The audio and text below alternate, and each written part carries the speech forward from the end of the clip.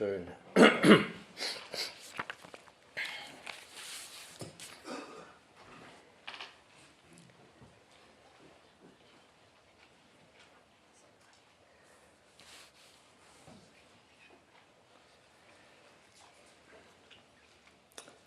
Es ist ja jetzt schon ein bisschen was gesagt worden zu dem Erscheinungsbild, das Europa heutzutage bietet. Und eins liegt ja richtig auf der Hand. Wenn es je den Eindruck gegeben hat, dass dieses europäische Einigungswerk eine harmlose Angelegenheit ist, dann gehört es der Vergangenheit jedenfalls an. Heute hat Europa richtige Feinde, von innen und von außen. Denken wir Trump. Der hat den Brexit begrüßt, hat sich gewünscht, dass noch mehr Länder diesem Beispiel folgen und hat verlauten lassen, was ihn betrifft, er hält Europa für eine Erfindung zur Schädigung der USA und zur Durchsetzung deutscher Interessen auf dem alten Kontinent. Nehmen wir Putin. Putin hält die Europäische Union für einen expansiven Machtblock,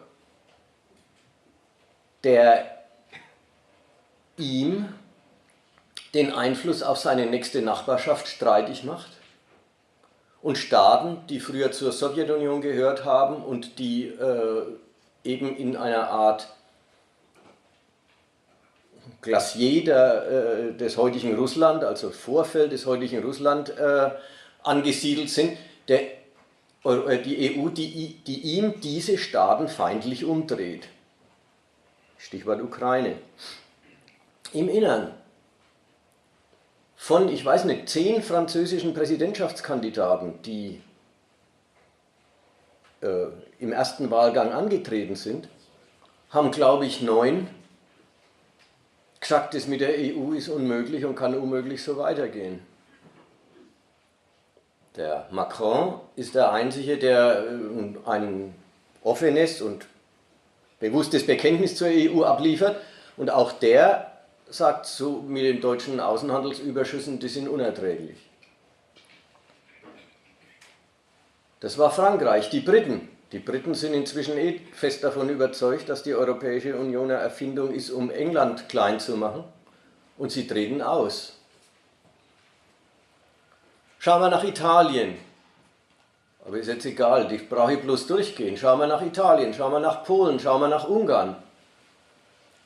Alle möglichen Staaten und in allen anderen europäischen Staaten, politische Richtungen, sind inzwischen der Meinung, die Europäische Union ist ein Angriff auf sie als Nationen, entweder ihre Freiheit oder ihren Wohlstand oder beides.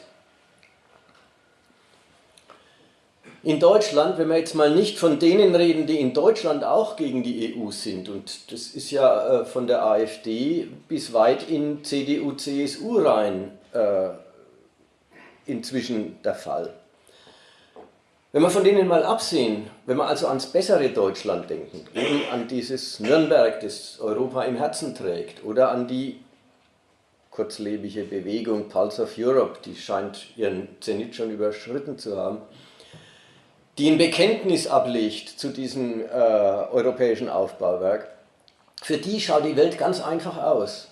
Sie verteidigen das internationale, supranationale, universalistische Europa gegen Nationalisten und Populisten. Und da möchte ich sagen, da täuschen die sich. Es ist nicht hier Nationalismus, dort Internationalismus, sondern wir reden über Alternativen des Nationalismus. Wir reden über Alternativen, in dem Fall Deutschland voranzubringen, deutschen Reichtum und deutsche Macht zu stärken. Nicht über die einen sind altruistisch und denken an die Griechen und die anderen denken egoistisch an Deutschland, sondern es sind Alternativen des deutschen Aufbaus, die hier im Streit liegen. Mal zur Erinnerung, dieselben Leute, die sagen, das, was sich da rührt, ist antiquierter, ideologischer Nationalismus, der mit Europa nichts zu tun hat, sind auf der anderen Seite bereit, darüber nachzudenken, ob die Europäische Union eigentlich genug tut, um diesen Nationalisten den Wind aus den Segeln zu nehmen. Und nach der Seite hin, sie tut zu wenig, um der nationalistischen Stimmung oder den nationalistischen Anfeindungen Europas entgegenzutreten. In der Form wissen sie dann doch, dass die in vielen Ländern existierende Unzufriedenheit mit dem Europäischen Verbund so gar nichts mit Europa dann doch nicht zu tun hat. Da sind dann doch Defizite unterwegs und Nöte in anderen Ländern. Also irgendein Grund hat auch der Nationalismus, der sich jetzt gegen Europa wendet.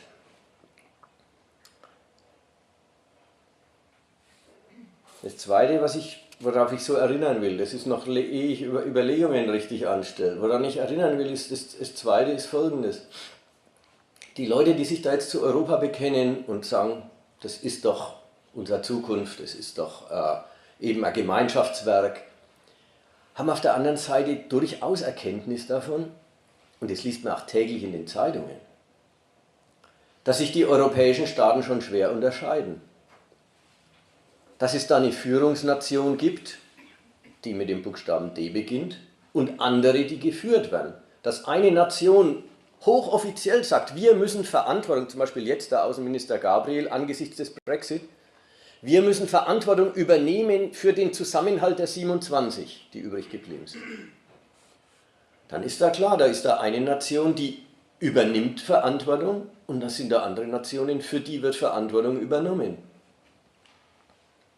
Jeder weiß, dass Merkel die mächtigste Figur in diesem Europa ist und in aller Welt im Namen Europas auftritt und spricht.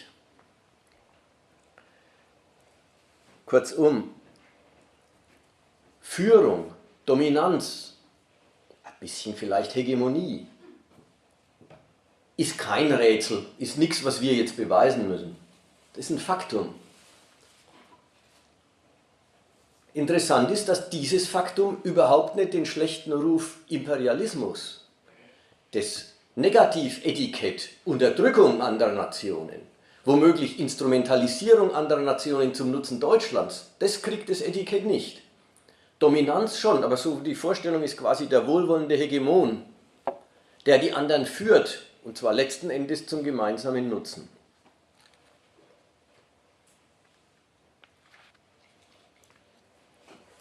Deswegen will ich als erstes eine Behauptung aufstellen, über deren Erläuterung dann der Fortgang gehen soll.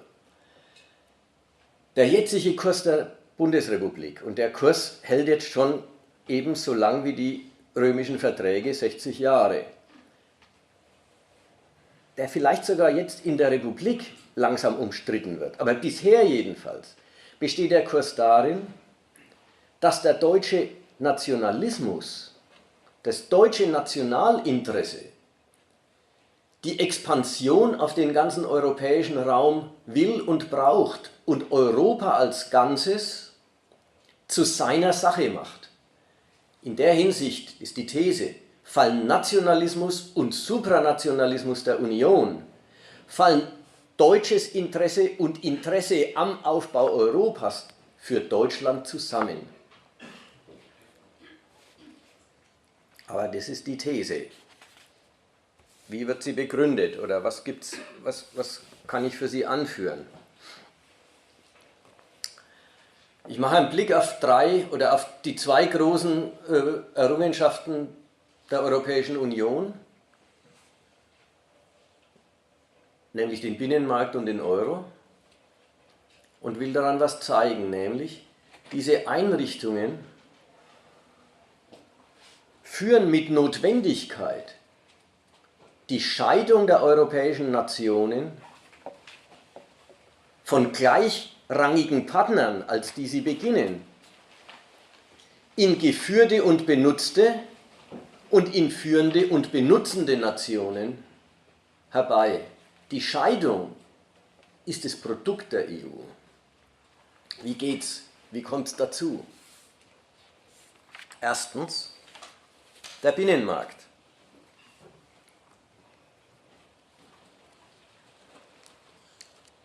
Wie jeder Schritt der Vergemeinschaftung in Europa ist auch der Binnenmarkt eingeführt worden als Angebot an alle Mitgliedsländer. Ganz klar. Jedes Mitgliedsland, das sich an die Regeln hält, übrigens, ich lasse mich gerne unterbrechen, wenn jemand was einwenden oder sagen will, meldet euch nur. Der Binnenmarkt ist eingerichtet als Angebot an alle Mitgliedsländer. Sie sollen und dürfen den großen Markt für ihre Wirtschaft benutzen und sollen und dürfen sehen, wie sie an dem großen Markt wachsen können, wie sie Wachstum erzeugen können. Was ist so ein großer Markt? So ein großer Markt ist eine politische Einrichtung, in der die Staaten beschließen, sie verzichten auf die politischen Schranken und Konditionen, die sie dem Geschäftsverkehr ihrer Bürger, dem grenzüberschreitenden Geschäftsverkehr ihrer Bürger auferlegen, um den nationalen Nutzen aus diesem Geschäftsverkehr sicherzustellen. Also Zölle, was sind Zölle? Na, Zölle sind erst einmal sowas wie Steuern auf grenzüberschreitende Geschäfte. Was sind sie als erstes? Als erstes sind Zölle Instrumente, mit denen Staaten sagen, wir verdienen auch an Geschäften, die nicht eigentlich in unserem Land stattfinden. Ja, nicht bloß, was hier geschaffen und verkauft wird, sondern auch, was über die Grenze geschafft wird, ist ein Stoff zum staatlichen Verdienen dran. Das ist die erste Bedeutung. Die zweite Bedeutung ist, Zölle werden eingerichtet, oder sie werden, wenn sie schon erhoben werden, ausgerichtet darauf, überlegene Konkurrenz des Auslands fernzuhalten, damit einheimische Firmen den einheimischen Markt für sich haben und Konkurrenz und Industrien, die noch nicht konkurrenzfähig sind, erst einmal einen Schutzraum haben, in dem sie konkurrenzfähig werden können, damit sie dann irgendwann später auch ohne den Zollschutz auch auswärts Geschäftserfolge erzielen können. Der Binnenmarkt ist eine Konstruktion, da beschließen die Staaten, sie verzichten auf diese Vorkehrungen zur Sicherstellung des nationalen Nutzens aus dem grenzüberschreitenden Verkehr. Mit der Vorstellung, dann findet noch viel mehr Geschäft statt, wenn die Staaten es nicht durch Zölle belasten und durch Verbote und Kontingente und Qualitätskontrollen und Zeug behindern.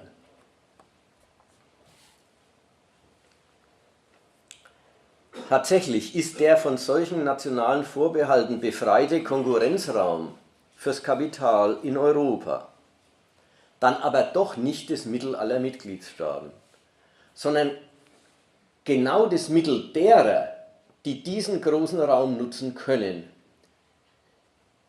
Die kapitalstarken Nationen, die Nationen mit den großen Firmen, mit den Kapitalen, die eben Milliarden und Milliarden investieren können, um neue Produkte hervorzubringen, die können dann wachsen, weil sie befreit sind von den Grenzen des bloß nationalen Geschäftsraums, weil sie in ganz Europa verkaufen können und natürlich auf Kosten anderer Firmen anderswo verkaufen können, die nicht so konkurrenzfähig sind, die nicht so attraktive Ware hervorbringen, sei es nach der Seite der Qualität und der Innovation oder der Modernität des Produkts, sei es nach dem Preis. Der Effekt des Binnenmarkts, zum Teil sogar der bewusste Effekt und gewollte Effekt des Binnenmarkts, ist, dass die großen Kapitale wachsen und kleine verdrängen, auf ihren Heimatmärkten und überall. Das heißt dann aber auch, dass die Nationen, die die schwächeren Kapitalstandorte sind, die werden durch den großen Binnenmarkt zu Verkaufsplätzen der Produkte der konkurrenzfähigen Staaten. Während die konkurrenzfähigen dran wachsen und ihre Kapitale immer größer werden, haben die weniger konkurrenzfähigen Staaten das große Problem, dass ihre ganze Wirtschaft bloß noch im Verkauf von Produkten des Auslands besteht. Was natürlich auf die Dauer die Zahlungsfähigkeit der Nationen untergräbt und auf die Weise sogar den Handel dann wieder behindert.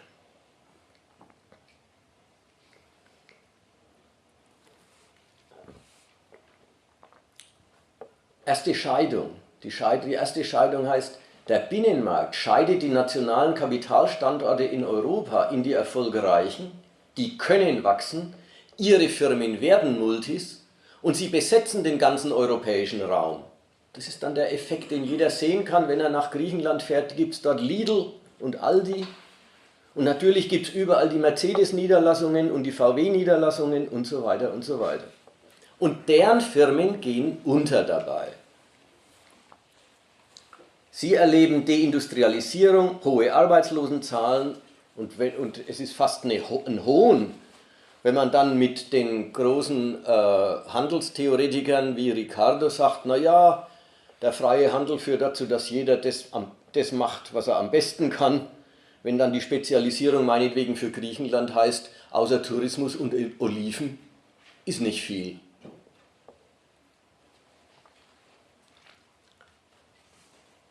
Natürlich ist das nicht das letzte Wort. Die Chance der zurückgebliebenen Länder im Binnenmarkt besteht jetzt darin, Kapitalanlageplatz der Kapitale der erfolgreichen Nationen zu werden. Dass man dann eben wie Ungarn ein Motorenwerk von Audi kriegt und wie Portugal ihr wisst schon, da kann man endlose Listen machen. Dann sind sie aber erstmal die verlängerte Werkbank der erfolgreichen Firmen und investiert wird dort nicht mehr nach nationalem Bedarf, sondern nach dem Bedarf der Firmen im Ausland, wenn die halt ein erweitertes Produktionsfeld suchen und da gerade mal das Angebot von so einem zurückgebliebenen Land nutzen können. Worin besteht eigentlich die Fähigkeit der Länder, ein Angebot zu machen? Muss man wirklich sagen, in zwei Eigenschaften. In der Armut der Leute und in der Armut des Staates. Wodurch kann Portugal mit Bayern konkurrieren? Meinetwegen um ein Motorenwerk von irgendeinem Autohersteller oder einem sonstigen Teilewerk. Wodurch? Ja, durch Billiglöhne, durch ein Sonderangebot an die Unternehmer und ihren Willen mit möglichst ganz billig bezahlter Arbeit Produkte zu machen, die sie zu deutschen Preisen verkaufen können. Und womit kann der Staat konkurrieren? Damit, dass er auf Steuern weitgehend verzichtet und damit quasi als Standort ein Billigangebot an die Firmen, die er ins Land locken will, macht. Mit natürlich dem eindeutigen Effekt, dann hat der Staat aber auch kein Geld. Und dann kann er auf der Basis auch sehr wenig tun, um die zurückgebliebene Konkurrenzfähigkeit seines nationalen Standorts zu korrigieren. Durch Infrastrukturmaßnahmen, durch Investitionen in die Wissenschaft und die Ausbildung etc.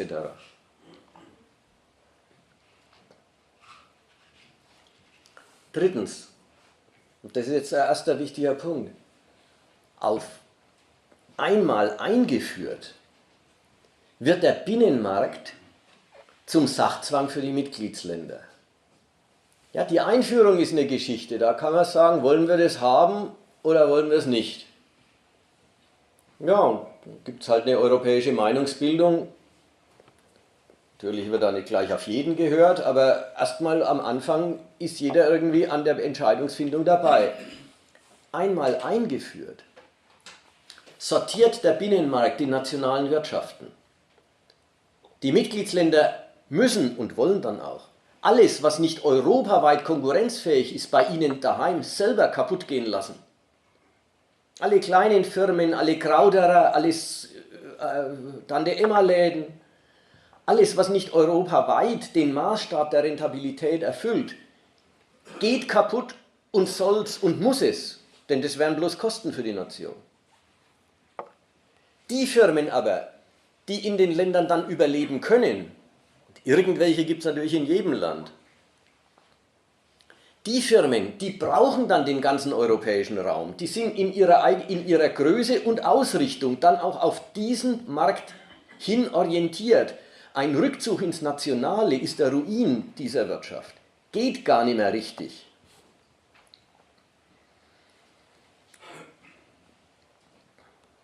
Die nationale Wirtschaft ist durch den Binnenmarkt dann gar nicht mehr einfach nationaler Besitzstand.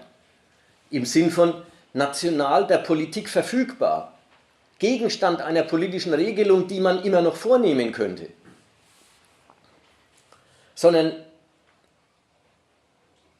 der Binnenmarkt schafft einen Imperativ für die Nationen oder er formt deren Nationalinteresse, nämlich Bewährung auf dem Binnenmarkt, Bewährung als Kapitalanlageplatz europäischen Kapitals ist jetzt das Lebensmittel der Nationen.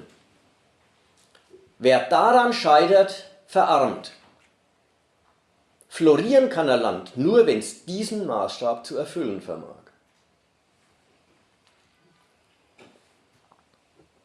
Also merkt man schon, wenn man ein bisschen in die Ökonomie blickt, dann ist die ganze Geschichte mit wir sind doch alle Europäer und Einigungswerk und gemeinsam ist doch besser als einzeln. Das sind alles moralische, billige Sprüche für ein viel komplizierteres Verhältnis von Benutzung der Nationen untereinander und der Wirkung dieser Benutzung.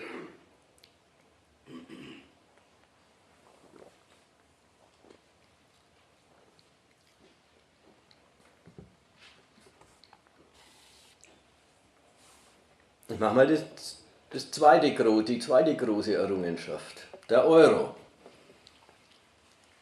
Der Euro, eines Tages beschließen Sie, übrigens unter anderem wegen den Wirkungen des Handels, von denen ich vorhin geredet habe, für manche Länder geht die Zahlungsfähigkeit kaputt dadurch, dass sie immer zu die Verkaufsplätze der anderswo produzierten Waren geworden sind. Irgendwann können sie nicht mehr zahlen. Die Währungen der Partnerstaaten sind schon immer weiter entwertet worden. Die italienische Lira von, gestern hast du gelesen, von 160 Lire zu einer Mark auf 1500 Lire zu einer Mark. Also im Lauf von 20 Jahren ein Zehntel. Der Euro ist ein Angebot, wieder wie der Binnenmarkt. Formell und zunächst ist der Euro ein Angebot an alle Mitgliedsländer. Ein Angebot, das in diesem Fall schon sehr eindeutig von Deutschland ausgeht, weil Deutschland hatte die harte Währung in Europa und die Partner hatten es nicht, überwiegend nicht. Manche Partner, wie die Österreicher oder die Niederländer, hatten eine der D-Mark gleiche Währung, deswegen, weil sie die ganze Zeit an die D-Mark gebunden hatten. Der Euro in seiner Einführung ein Angebot an alle Mitgliedsländer. Ihr dürft alle, wir vergemeinschaften die Geldhoheit, Geld herausgeben darf jetzt nur noch die Europäische Zentralbank, keine Bundesbank mehr, keine italienische Notenbank und so weiter, sondern nur noch die EZB. Wir vergemeinschaften die Geldhoheit, aber dafür dürfen alle Mitgliedsländer das gute, stabile, harte Geld benutzen. Ein Angebot, das die Länder von den ewigen Sorgen mit ihren Weichwährungen entlastet. Tatsächlich, tut es auch im Anfang. Das ihnen das Angebot macht, ihr könnt euch viel billiger verschulden in der stabilen Währung, als in den unstabilen Währungen, mit denen ihr bisher gewirtschaftet habt. Ihr gewinnt also erstmal an Kreditwürdigkeit. Haben sie auch. Ein ganzes Jahrzehnt lang. Dann aber kommt die Bedingung, die damit verbunden ist. Wenn die Nationen in einem gemeinsamen Geld wirtschaften, aber daran festhalten, dass national abgerechnet wird. Dass also die Wirkungen der Konkurrenz auf dem europäischen Markt im gemeinsamen Geld an den Nationen hängen bleiben. Sieg und Niederlage in der Konkurrenz müssen die Nationen selber verkraften. Das Geld ist gemeinsam, aber wie viel man davon hat, ist national. Die Bedingungen, zu denen sich die Staaten verschulden dürfen, das waren damals die Maastricht-Kriterien, die haben einen eindeutigen Inhalt. Die haben nämlich den Inhalt, jeder europäische Staat darf Schulden machen, darf Staatsschulden machen, muss also das Verhältnis von Staatsschuld und Wachstum im Land so hinbringen, dass 3% Nettoverschuldung im Jahr nicht überschritten werden. Das war so diese grobe Richtlinie. Ich muss jetzt gar nicht in die Details gehen, die Hauptsache ist die.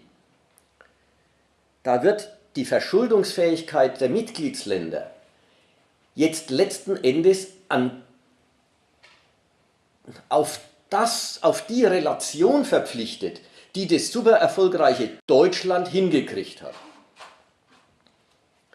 Das heißt, den Satz noch gar, ja? Das heißt, in den Mitgliedsländern muss sich auch jeder Euro Staatsschuld so ähnlich rentieren, also so ähnlich in Wirtschaftswachstum übersetzen, wie das in Deutschland gelungen ist. Das heißt, die Mitgliedsländer haben mit dem Angebot Nutzt das harte Geld eine Pflicht geerbt, nämlich seid als Kapitalstandort so rentabel, wie Deutschland es ist. Das ist euer neues Kriterium der Behauptung. Daran müsst ihr euch bewähren und wer das nicht schafft, schifft ab. Gut, jetzt mal ein Punkt, ja. Es wird nur zur Vollständigkeit. Die Umrechnungskurse zu Beginn waren natürlich auch ein entscheidender Punkt. Ich sage es laut, damit es alle hören können. Das Argument war, man soll nicht vergessen, dass die Umrechnungskurse zu Beginn der Europäischen Währungsunion, also die Kurse, mit denen die nationalen Währungen in den Euro umgetauscht worden und in ihn eingegangen sind, dass die selber ein Politikum gewesen waren. Die waren politisch festgesetzt und da hat man manchen Ländern übrigens auch, man weiß ja gar nicht genau, ist es eigentlich schön, wenn die Währung wertvoll eingeht oder ist es schön, wenn sie entwertet eingeht? Es ist gar nicht so klar. Naja, im Ergebnis ist es jetzt klar. Nach 15 Jahren ist es klar. Ökonomen ist immer klar, dass eine schwache Wirtschaft mit einer schwachen Währung Das gilt dann, wenn es um den Export von Waren geht. Wenn es um die Anlage von Geldkapital geht, schaut es wieder ganz anders aus. Dann ist der Reichtum der Nation ganz anders, also dann hängt er eben an der Festigkeit der Währung. Egal, natürlich, das waren damals Beschlüsse und ich glaube, die haben sich damals im Ergebnis auch in der Absicht auch alle getäuscht. Aber das ist ja nicht wichtig. Das Resultat der Sache ist, dass alle Mitgliedsländer jetzt unter der Messlatte stehen. Eure Staatsschuld muss sich so in Wachstum übersetzen, wie das in Deutschland der Fall ist. Und wer das nicht leistet, schifft ab. Jetzt kommt nämlich ein neuer Übergang. Beim Binnenmarkt habe ich gesagt, was leistet er? Er scheidet die Mitgliedsländer in florierende Kapitalstandorte und in Hinterland des europäischen Kapitals. Der Euro scheidet die Mitgliedsländer nach 10 Jahren Benutzung und einer Finanzkrise in Gläubiger- und Schuldnerstaaten. Die einen, die eben dieses Wachstum nicht hinbringen, verlieren das Vertrauen der Finanzmärkte und sie müssen ja immer noch als Nationen gerade stehen für ihre Schulden. Sie verlieren das Vertrauen der Finanzmärkte und lustigerweise die Geldhoheit. Dann druckt man halt neues Geld. Haben sie weggegeben. Diese Länder stehen da und haben gar kein Geld, nicht mehr ein schlechtes Geld wie seinerzeit, sondern die haben überhaupt keins mehr. Und die anderen, Deutschland gewinnt mit dem Euro die Ausdehnung des Wirkungskreises seiner D-Mark, also den Anwendungsbereich eines Geldes, das so gut ist wie die Mark. Darüber die Aufwertung der damaligen Mark zu einer heutigen Weltwährung, die sich am US-Dollar misst und mit ihm misst. Und als Nation gewinnt Deutschland und die erfolgreichen Mitmacher wie die Niederlande genauso, gewinnen eine schier grenzenlose Kreditwürdigkeit. oft gerade noch durch den Verlust der Kreditwürdigkeit der Partnerstaaten. Die Scheidung der Nationen in Gläubiger- und Schuldnerstaaten ist jetzt ein viel weitergehender Schritt als die Scheidung in Sieger und Verlierer der Handelskonkurrenz. Es ist nämlich der Übergang dazu, dass die Verliererstaaten die Souveränität über ihre eigene Politik verlieren und die Gläubiger ja praktisch die Vormünder der anderen werden. Was sich Griechenland, aber eben nicht bloß Griechenland, auch Portugal und Irland, im Weiteren, das darf man nicht vergessen, die stehen jetzt nicht unter diesen, wie heißen sie da, Sanierungsprogrammen oder so, Italien, Frankreich.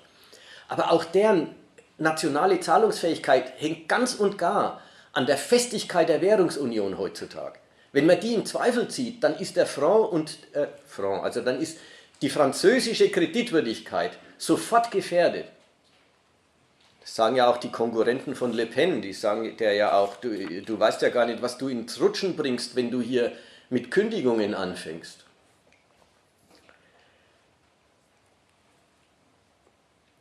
Also die Gläubigerstaaten gewinnen die Macht über die Schuldnerstaaten zu entscheiden, was die sich leisten dürfen. Die Haushaltsführung in anderen Ländern gerät zum Genehmigungsgegenstand bei diesen Sanierungsprogrammen, oder wie heißen die Programme? Da gibt es doch ein Wort. Diese europäischen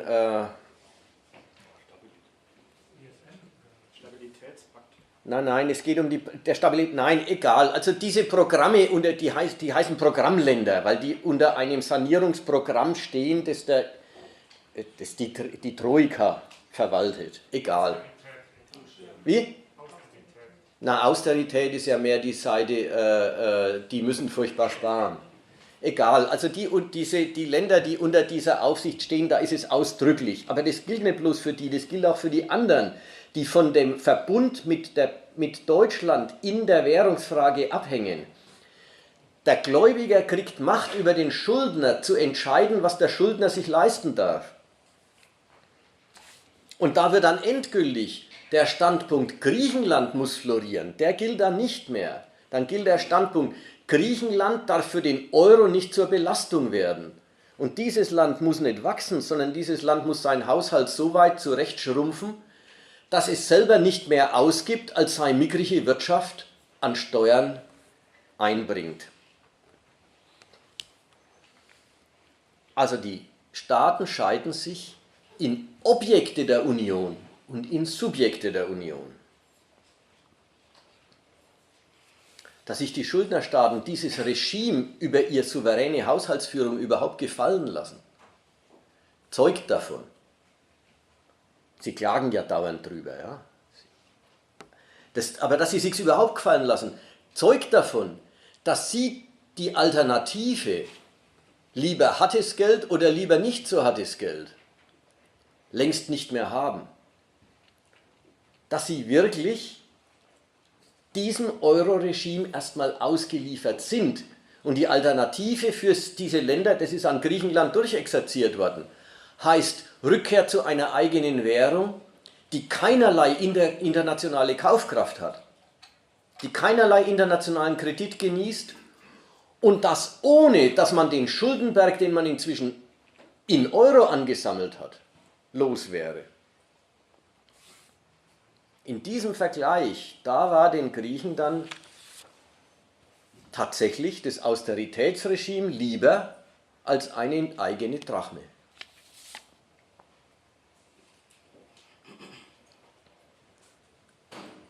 Jetzt will ich in einem dritten Schritt die Leistung und auch durchaus die deutsche Kalkulation mit den Leistungen dieser Einrichtungen der des Binnenmarkts und des Euro erläutern. Nämlich, die Überschrift wäre jetzt hier, mit diesen Instrumenten ist Deutschland dabei, einen unwiderruflichen europäischen Machtblock zu schmieden.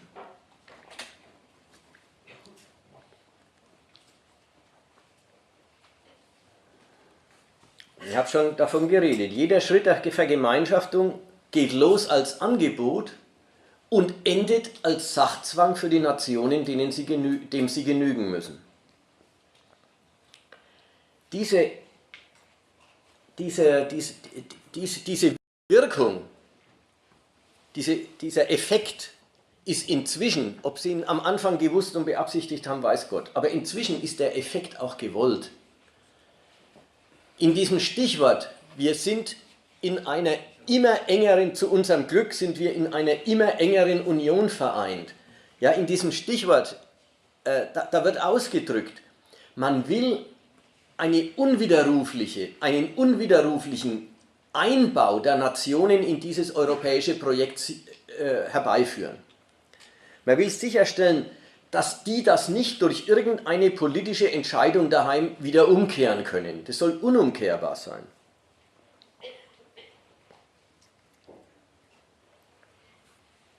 Die nationalen Interessen, sowohl der erfolgreichen wie der erfolglosen Nationen, sollen alternativlos auf die Bewährung am europäischen Binnenmarkt und im Euro festgelegt werden. Das soll also geklärt sein, den Nationen soll es schon gleich und gar nichts anders mehr gehen können, als in diesen Kategorien, Erfolg am Binnenmarkt, Erfolg im Euro, als in diesen Kategorien ihren nationalen Erfolg zu suchen.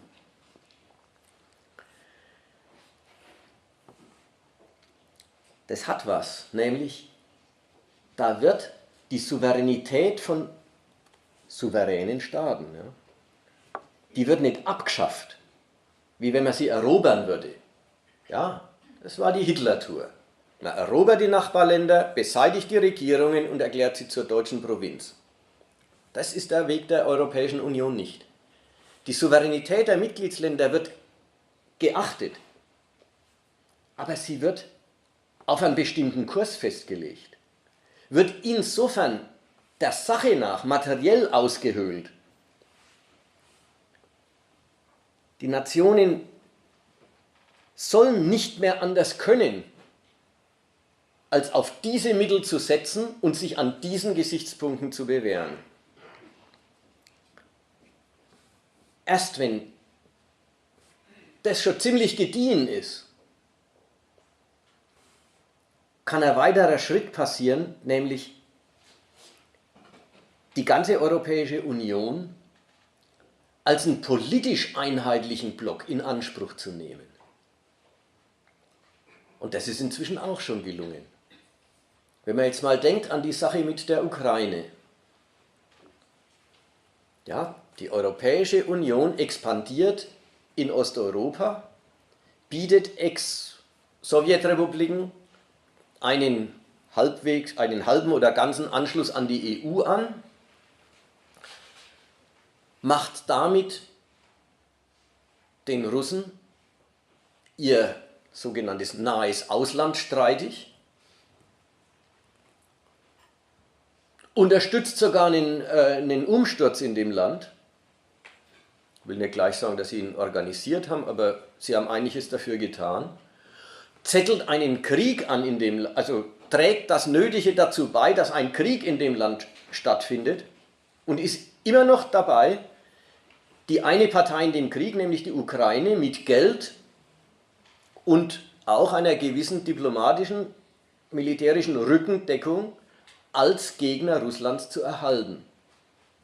Ganz Europa wird darauf verpflichtet, die Sanktionspolitik gegen Russland mitzutragen. Muss man sich mal klar machen. Italien, Griechenland, die haben sich nicht rausgesucht, dass man Osteuropa der EU angliedern muss. Die haben sich nicht rausgesucht, dass die russische Macht in Osteuropa gebrochen werden muss. Die werden darauf verpflichtet, die Unkosten dieses Konflikts mitzutragen, obwohl sie wirklich nicht die Subjekte dieses Konflikts sind. Sie jammern auch schwer, sie klagen und periodisch gibt es aus allen möglichen Mitgliedsländern die Forderung, jetzt muss aber mal wieder Schluss sein mit dem Sanktionsregime. Und noch schafft es Deutschland,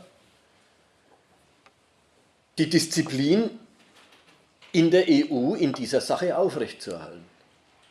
Aber da sind wir jetzt längst nicht mehr bei Wirtschaftsmaßnahmen, sondern da sind wir jetzt wirklich bei Maßnahmen der Machtpolitik. Und ein ähnlicher Fall, ganz anders gelagert, aber in der Hinsicht ähnlich, ist die Sache mit Merkels Flüchtlingspolitik. Dieser Beschluss, das kann nicht so weitergehen, dass man da Italien und Griechenland einfach mit hängen lässt und die dann illegal da immer reinsickern, sondern das muss jetzt offiziell gemacht werden. Legt was Neues in Europa fest, nämlich die eigentlichen Grenzen sind die EU-Außengrenzen und die Innengrenzen sind alle ganz unwichtig. Das meinen nicht alle Mitgliedsländer, dass die Innengrenzen unwichtig sind. Das ist ein Fortschritt, den Deutschland in der EU zu erzielen strebt. Die Innengrenzen können wir vergessen, die Außengrenzen sind jetzt aber gemeinsame Sache. Das muss man wirklich sehen. Länder, die das überhaupt nicht zum Anliegen haben, sagen wir mal Finnland, die sind weder haben sie die Belästigung der Migranten, noch interessiert sie die Südgrenze. Sie werden in Anspruch genommen, die europäischen Außengrenzen mitzusichern, und da hat man ja, das ist ja der europapolitische Ertrag der Flüchtlingspolitik, da hat man die Umwandlung von die Außengrenzen sind nationale Sache zu die Außengrenzen sind Gegenstand einer europäischen Schutzagentur, Frontex. Da hat man einen riesen europapolitischen Fortschritt erzielt. Also die sind längst dabei, und durchaus unter der Führung Deutschlands ist Europa längst dabei, sich als einheitliche Macht zu präsentieren, nicht einfach als Wirtschaftsbündnis. Und jetzt kommt ein ganz wichtiger Punkt. Gerade wegen dieses Führungsanspruchs Deutschland im Europäischen Verbund verbietet es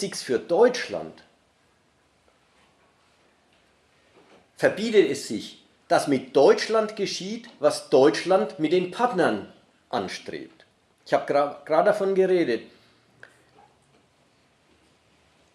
Die deutsche Regierung ist sehr bestrebt, die Partnerstaaten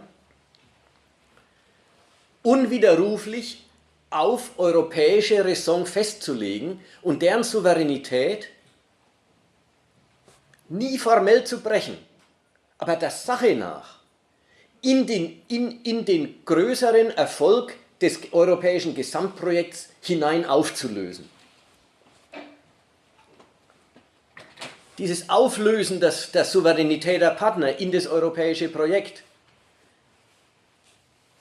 ist was für Deutschland selber zugleich gar nicht in Frage kommt. Deutschland selber denkt gar nicht dran, sich in das europäische Projekt hinein aufzulösen. Da merkt man, das ist nicht ganz reziprok.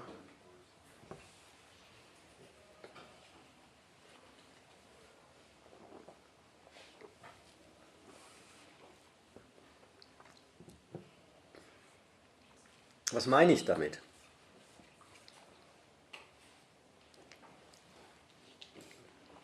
Zugleich Aufbau Europas, alle Länder sollen nichts anderes mehr als Nationalinteressen haben, als sich in Europa zu bewähren und damit Europa als Wirtschaftsraum und als Machtblock voranzubringen.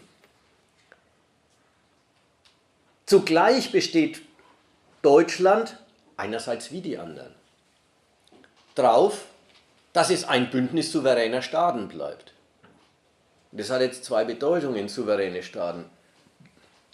Die Partner nach der Seite ihrer Interessen hin, davon habe ich jetzt die ganze Zeit geredet, sollen gar nichts anderes mehr können, als sich in Europa zu bewähren. Zugleich sollen sie als Nationalstaaten erhalten bleiben, weil die Wirkungen ihrer Konkurrenz in Europa sollen sie national ausbaden, und die Härten, die die Behauptung in Europa verlangt, sollen sie als Nation, als nationale Regierungen gegenüber ihren Völkern vertreten. Sie sollen Nationen sein, die gar nichts anderes mehr können, als in Europa zu funktionieren. Aber die Wirkungen sollen national bleiben Und die Härten, die damit verbunden sind, sollen national verantwortet werden. Das ist nach der Seite der Partner hin. Und nach der Seite Deutschlands auf sich selber hin ist der Standpunkt, natürlich sind wir das europäischste aller europäischen Länder, ja, sagt der Gabriel in seiner kürzlichen Rede. Aber zugleich bleiben wir gesonderte Nation, die gesondert abrechnet. Deutschland ist nicht bereit, seine Konkurrenzvorteile in Europa mit den Partnern zu teilen. Es reserviert sich seine besondere Kreditmacht, die sie den Partnern nach deutscher Berechnung im Einzelfall mal gewährt oder auch nicht gewährt. Aber einfach teilen, einfach sagen, okay, jetzt sind wir Europa, kommt für Deutschland überhaupt nicht in Frage. Das wäre nämlich das Aufgeben der Macht, die anderen zu führen. Das wäre das Aufgeben der Macht, über die anderen zu bestimmen. Das ist der tiefere Grund, warum Deutschland so entschieden ist. Euro ja, Eurobonds nein. Ja, diese Eurobonds. Das ist ja, wenn man die Schulden vergemeinschaften würde, dann das wäre der Standpunkt, okay, geben wir es zu, Europa ist jetzt so eine Art Superstaat, alle miteinander teilen das gleiche Schicksal, alle miteinander hängen am europäischen Kredit, dann sind aber auch alle Schulden die Schulden aller. Nein, das nicht. Die Schulden bleiben national und der Kredit, die Kreditmacht, bleibt deutsch. Das kann man so durchdeklinieren. Die anderen sagen, also die Franzosen kommen jetzt und sagen, sie wollen, nicht das erste Mal übrigens, sie wollen, dass wenn schon Binnenmarkt und Eurowirtschaft, dann soll es eine europäische oder eine Eurozonen-Wirtschaftsregierung mit einem eigenen Haushalt geben. Naja, das hieße dann müsste irgendein Teil des Steueraufkommens an die Eurozone abgegeben werden. Die Eurozone würde dann den Eurozonen-Wirtschaftsraum bewirtschaften und eben die Staatsausgaben dort bestimmen. Sagt Deutschland, machen wir nicht. Eine Eurozonen-Wirtschaftsregierung, sodass gar nicht mehr die Nationen verantwortlich sind, sondern die Kommission, sondern das Gesamtsubjekt, machen wir nicht. Das kann man immer weitermachen. Es gibt die Forderung, naja, wenn schon das alles nicht, dann wenigstens für die sozialen Schäden, die diese Sorte europaweiter Kapitalismus mit sich bringt, wenigstens die sozialen Schäden gemeinsam verantworten. Eine europäische Arbeitslosenversicherung. Ja, das ist jetzt schon quasi die Schwundstufe der Gemeinschaftsregierung. Deutschland, nein. Keine europäische Arbeitslosenversicherung. Wir bezahlen doch nicht für eure Arbeitslosen. Ihr habt so viele, wir so wenig. Machen wir nicht. Diese Trennung ist wirklich der Hammer, weil sie eigentlich das Bekenntnis zum imperialistischen Charakter des Projekts von Deutschland aus gesehen ist. Die Zone will man, den Wirtschaftsraum will man, das Wirtschaften im gemeinsamen Geld will man. Aber die Verantwortung für die Wirkungen der nationalen Konkurrenz oder der Konkurrenz der nationalen und regionalen Standorte, die bleiben den Mitgliedsländern erhalten und damit bleibt auch der Erfolg, auf den sich die Dominanz gründet, Deutschland erhalten.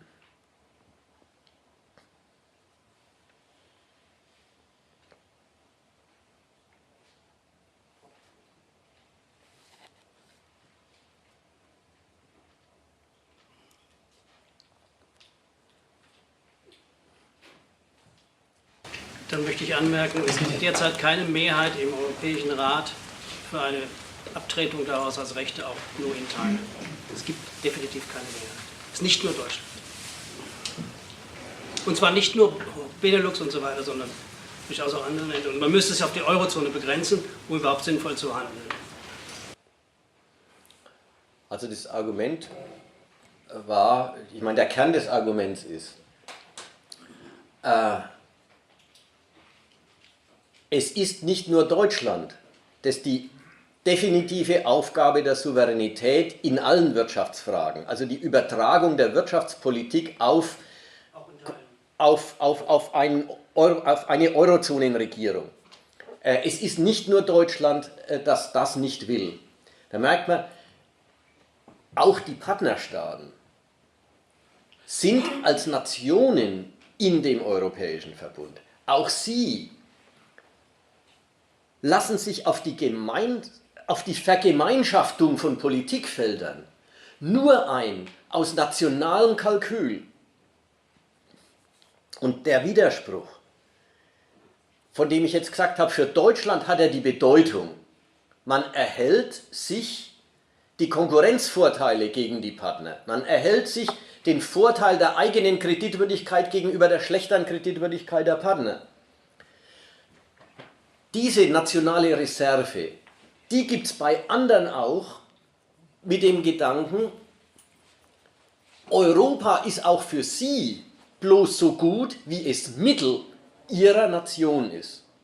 Deswegen hat man die Merkwürdigkeit, alle lassen sich auf eine Vergemeinschaftung ein und alle bloß wegen sich und ihrem Konkurrenzzuwachs in diesem ganzen Haufen. Die anderen kommen natürlich aus Not immer wieder mal auf die Idee, ein weiteres Feld, also jetzt eben die Arbeitslosenkasse oder die Bankenrettung, also oder wie heißt das, Bankenunion, oder? Heißt es so ähnlich? Bankenunion gibt es doch auch, ne? Lauter so Zeug. Die kommen aus Not öfter drauf, quasi sich die deutsche Potenz mit anzueignen, indem sie zur Vergemeinschaftung dieses Politikfelds dann bereit wären. Aber im Prinzip gilt, auch die kalkulieren nur als Nationen.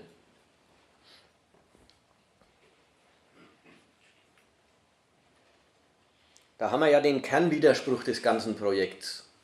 Lauter nationale Egoismen tun sich zu supranationaler Ordnung zusammen und das nur, um als Nationen daran zu gewinnen. Das ist der Kernwiderspruch des ganzen Projekts. Zwar war ich dabei, vorhin zu sagen, und da ist dieses Schmieden eines unauflöslichen Verbunds, was den Übergang eben von der Wirtschaftsgemeinschaft zu einem Machtblock macht, da ist das Schmieden dieses Verbunds schon ziemlich weit gekommen. Und deswegen, weil das schon ziemlich weit gekommen ist, haut der Brexit so rein. Brexit ist eine totale Infragestellung des Projekts. Und zwar deswegen, nicht nur deswegen, weil mit dem Austritt des zweit- oder drittgrößten Mitgliedslands, wirtschaftlich gesehen, ist egal, das wechselt dauernd, mit Währungsschwankungen wechselt es immer, ob Frankreich oder England die größere Nation ist. Weil mit dem Austritt des zweit- oder drittgrößten Mitgliedsland dieser ganze große Markt mal gleich um 20% geringer ist. Dann ist auch die Marktmacht, dann ist auch das weltpolitische Gewicht dieses politischen Subjekts, das über diesen Markt verfügt, gleich mal um eine ganze Ecke geringer. Aber vielleicht ist noch viel gefährlicher, jedenfalls sehen es die europäischen Staaten gegenwärtig so, dass die Briten vorexerzieren, dass die Unwiderruflichkeit dieses Verbunds doch so unwiderruflich nicht ist. Dass also die Souveränität der Mitgliedsländer immer noch nicht so weit in das große europäische Projekt aufgegangen und aufgelöst worden ist, dass es ein Zurück für die Nationen nicht mehr geben würde. Dass es kein Zurück mehr geben soll, ist schwer das deutsche Interesse. Und das widerlegen die Briten.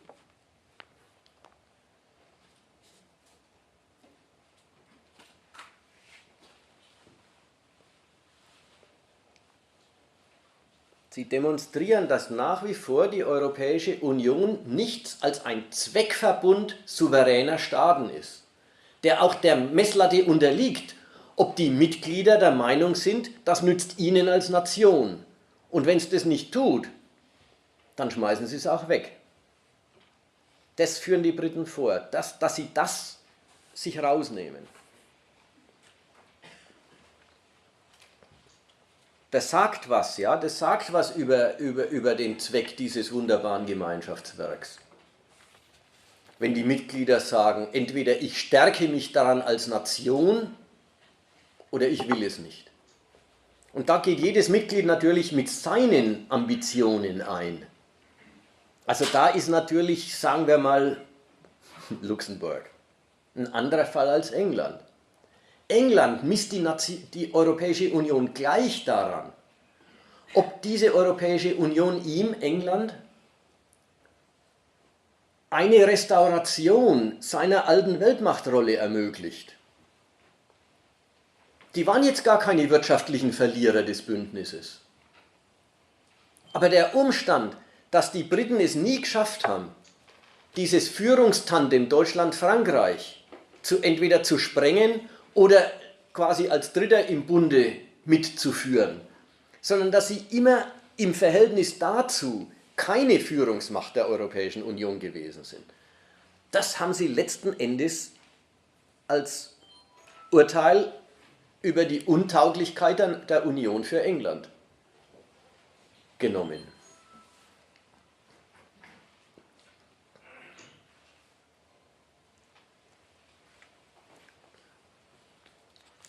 Es ist klar, diesen Austritt können sich heute bloß noch Mitgliedsländer leisten, die selber groß und mächtig sind, die selber über eine Riesenwirtschaft verfügen und die eben auch als Staaten wirklich in der Welt was darstellen. Für viele Nationen kommt es überhaupt nicht mehr in Frage. Das war ja an Griechenland durchexerziert worden. Und auch für diese mächtigen Mitgliedsländer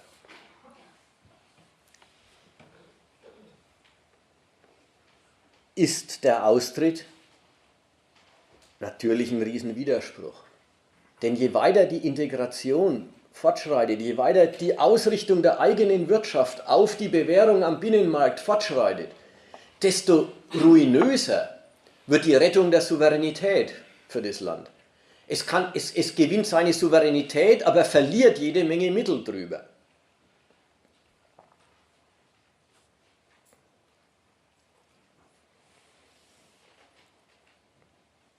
Und der Kampf ist es eigentlich, der im Moment stattfindet. Kann England seine Souveränität retten und seine nationalen, die Mittel des Erfolgs seines nationalen Kapitalismus dabei bewahren? Das ist der Zugang zum europäischen Markt im Wesentlichen.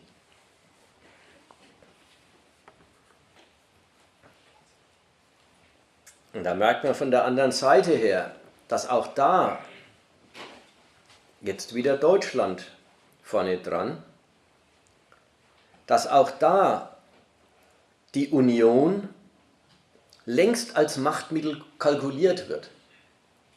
Wenn die Deutschen und die Franzosen zusammen jetzt ihrerseits auf einen harten Brexit hinarbeiten. Da ist schon klar, dass die den Beweis antreten wollen, dass der Austritt so schädlich für ein Mitgliedsland ist, dass die Mitgliedsländer sich den Austritt eigentlich gar nicht mehr leisten können. Sodass man an England sieht, dass da was rauskommt, was keiner mehr nachahmen möchte.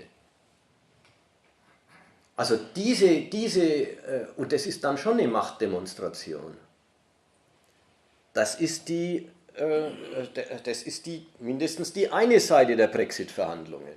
Nachahmer abschrecken. Jetzt die Mitgliedsländer, die übrigen 27, darauf festnageln, dass es in Wahrheit Alternativen zu Europa für sie nicht mehr gibt. Womit dann auch endgültig geklärt ist, dass der Beweis, dass Europa naja, dass Europa die Zukunft der Mitgliedsländer ist, unabhängig wird von dem Versprechen, ihr habt einen Zuwachs. Jetzt kriegt es den Charakter, Nein sagen könnt ihr euch eh nicht mehr leisten. Das ist ein anderes Argument für Europa.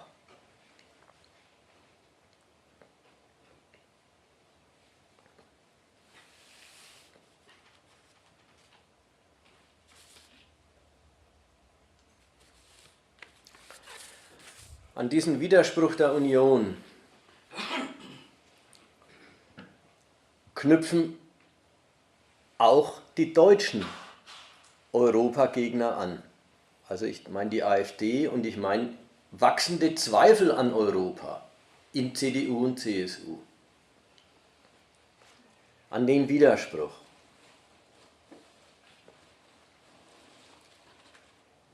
Sich mehr als Land, als Nation mehr oder weniger unwiderruflich in eine Union zu begeben mit anderen und das nur für den Fortschritt der eigenen Nation. Dieser Widerspruch, der eben, je länger die Integration fortschreitet, umso virulenter wird, weil ja das Nein-Sagen immer schwieriger wird, weil die Fähigkeit, frei sich zu dem Bündnis zu stellen, immer mehr schwindet. Das begreifen alle in Europa als einen Widerspruch. Das ist der Grund, warum die Union umso schwerer vorankommt und umso schwerer zu halten ist, je weiter sie fortschreitet. Je mehr die Nationen unwiderruflich auf Europa festgelegt sind, desto mehr fragen sich die Nationalisten in allen Ländern. Und alle sind da Nationalisten, ja? Die sagen, mit Europa geht's, und die sagen, Europa ist eigentlich das Ende von unserem Vaterland. Die sind sich beide in der Messlatte einig. Es geht darum, hat das nationale Ich durch die Benutzung der Partnerländer einen Zuwachs oder löst sich das nationale Ich immer mehr in dieses gesamte Europa und dessen Erfolge und Misserfolge auf?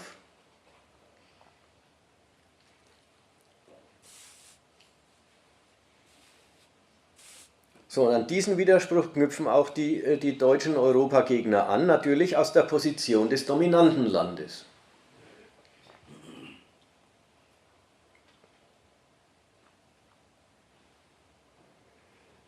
Sie kritisieren, dass sich natürlich auch Deutschland, auch wenn es eben dominiert, mit jedem Fortschritt immer mehr in diese Partnerschaft einbindet und eigene Freiheit darüber verliert. Festmachen tun es die Rechten überwiegend. Wie immer übrigens. Die Frage der nationalen Souveränität wird bei den Rechten immer festgemacht an der Identität des Volkes. Sind wir Deutschen eigentlich noch Herr im Haus? Geht es in Deutschland eigentlich noch um uns Deutsche? Dieser Standpunkt, der ist es, mit dem Sie erstmal hauptsächlich auf Europa losgehen. Die Internationalisierung der Politik, dann auch die gewisse Internationalisierung der Bevölkerung. Natürlich erstmal die Nicht-EU-Ausländer sind da der größte Stolperstein, aber dann auch die Rumänen und Bulgaren, die in Deutschland reinkommen. EU-Bürger, die das Recht haben, sich hier niederzulassen.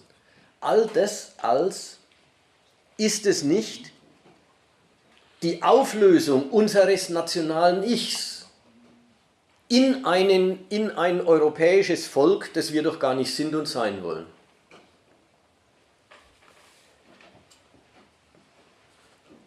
Und auch da, je weiter die Integration fortschreitet, desto mehr sehen die dieses nationale Ich untergraben und gefährdet.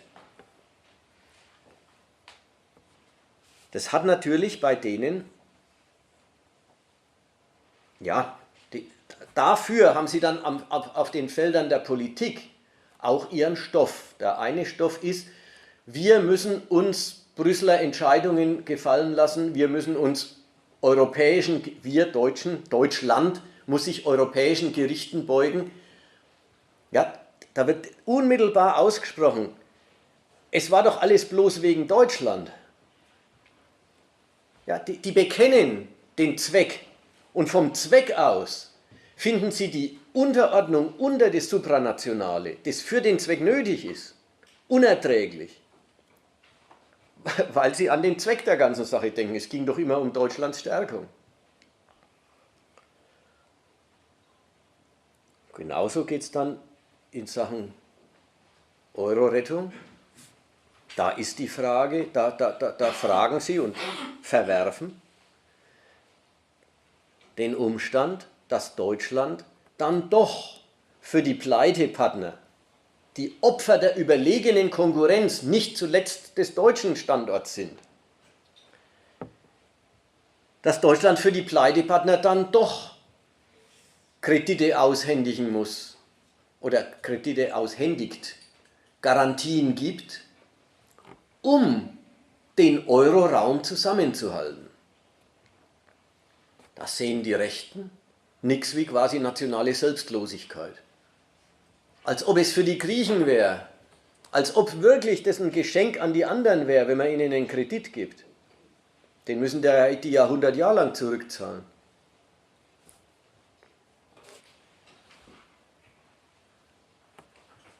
Dabei ist eins klar, wenn die Rechten sagen, was schenken wir diesen Schwachmagen eigentlich immer Geld? Und der Meinung sind, das haben wir doch nicht nötig. Und es nützt uns doch gar nichts. Dann drücken die das nicht, dann ist der Standpunkt von ihnen nicht, ach, machen wir doch lieber klein Deutschland und bleiben bei uns. Sondern der Standpunkt ist, wenn wir hier schon die dominierende Macht sind, das übernehmen sie nämlich aus den Erfolgen der Merkel-Republik. Wenn wir hier schon die dominierende Macht sind, dann haben wir es doch nicht nötig, dass wir denen, die nichts beitragen, sondern bloß Unkosten verursachen, dann haben wir es doch nicht nötig, dass wir denen auch noch Konzessionen machen.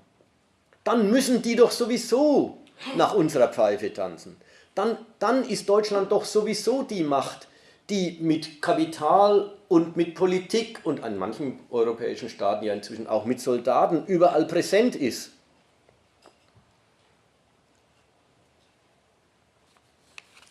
Also die Rechten sind keine, die, wenn die sagen, sie wollen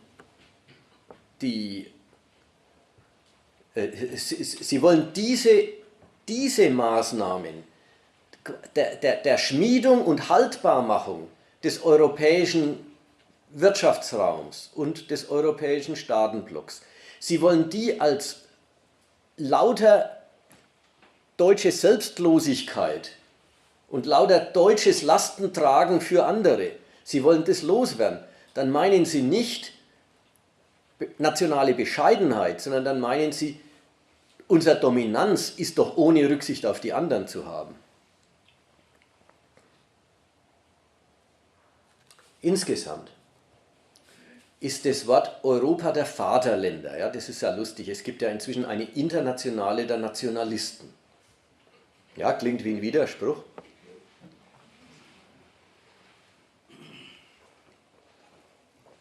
Es gibt in Europa eine Internationale der Nationalisten, also die AfD und Front National und der Wilders in den Niederlanden vertragen sich prächtig. Kommt diese FPÖ noch dazu und so weiter und so weiter. Was ist denen ihr Auskunft? Die Auskunft oder was verbindet sie?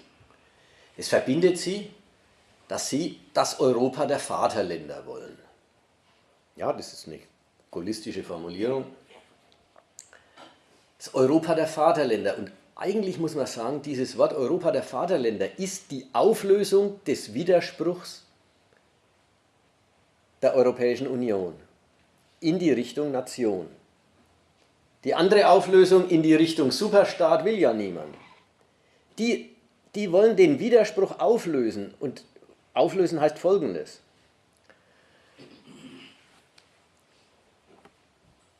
Oder die Unschärfe, die Doppeldeutigkeit, die in der Konstruktion der Europäischen Union steckt, nämlich eine immer engere Union, die nicht mehr auflösbar sein soll und doch das Mittel von lauter selbstständigen freien Nationalstaaten sein soll. Diesen Widerspruch, den wollen sie auflösen in Richtung, dass Nationen für ihre Interessen Bündnisse eingehen und Kooperationen mit Partnern machen, mit anderen Staaten machen. Das ist ein klarer Fall. Aber da muss doch die Nation eindeutig über dem Bündnis stehen. Das Bündnis muss jederzeit zur Disposition der Nation stehen. Sie muss es eingehen und sie muss es kündigen können. Das Bündnis muss Mittel der Nation sein, aber dass man hier ein Bündnis eingeht, das zugleich Mittel der Nationen sein soll und nur deswegen von ihnen eingegangen wird, zugleich aber über ihnen stehen soll, wo sie sich den Erfordernissen des Bündnisses richtiggehend rechtlich unterordnen. Das ist ein Widerspruch, den halten die Rechten nicht aus. Und wer weiß, ob sie nicht auf lange Sicht wegen dem Widerspruch der Europäischen Union damit auch Recht kriegen.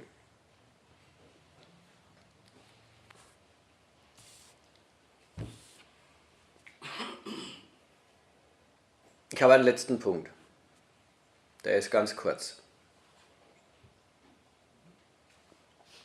Es gibt ein Argument für Europa, das machen die Rechtsradikalen ganz gern mit.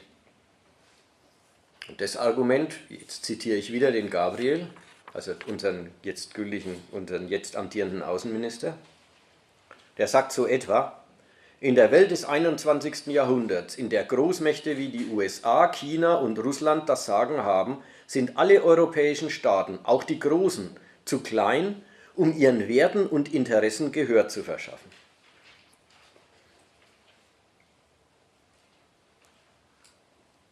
Das ist sehr höflich ausgedrückt. Gehör.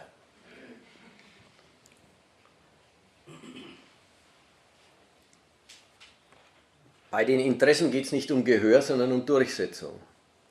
Und zu klein sind die als Mächte, um die nötige Erpressungsmacht gegen andere Mächte auf die Matte zu bringen, um ihren Interessen gegen die Interessen anderer Mächte, großer Mächte, Geltung zu verschaffen. Das ist sehr lustig. Es sind nicht wir, die dem europäischen Projekt Imperialismus nachsagen. Es sind seine Protagonisten, die mit Imperialismus für es werben. Sagst du das Gabriel-Zitat nochmal? Also ich hab das jetzt frei zitiert, ich habe die Gabriel-Rede da, ich kann es dann auch wieder suchen, aber so etwa: In der Welt des 21. Jahrhunderts, in der Großmächte wie die USA, China und Russland das Sagen haben, sind alle europäischen Staaten, auch die großen, zu klein, um ihren Werten und Interessen Gehör zu verschaffen. Wie gesagt, das ist jetzt frei zitiert, das kann das eine oder andere Wort anders ausfallen, aber das ist schon das, was sie sagen.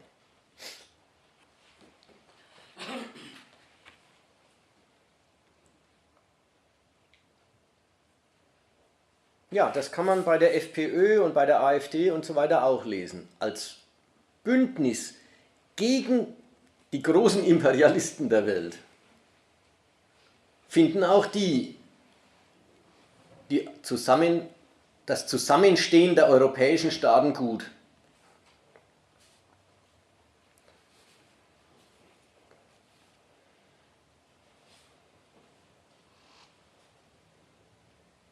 Dort mache ich mal einen Punkt.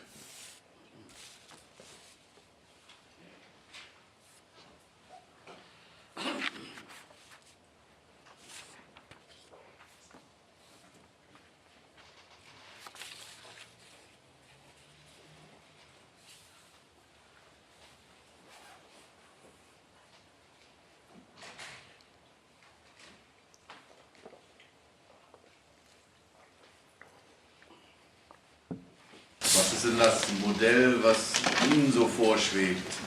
Das habe ich noch so gar nicht. Vielleicht können Sie es noch kurz so darstellen, mit welchen Vor- und Nachteilen Sie das auch verbunden sehen, weil ja, es gibt nichts Ideales. Was wäre denn das Bessere nach, was Sie sich wünschen?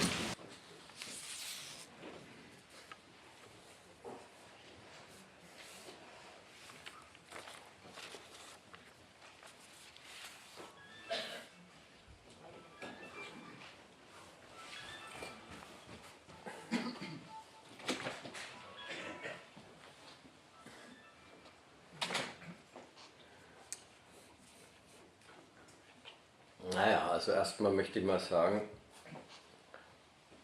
jetzt sage ich da ganze umfassende oder halbwegs umfassende und ich mit dem Versuch, das Projekt auf den Punkt zu bringen, eine Kritik dieses Projekts. Ich benenne den Zweck. Und dazu ist die Formulierung, es gibt nichts Ideales, sozusagen who's perfect, ja, das ist schon eine große Verharmlosung.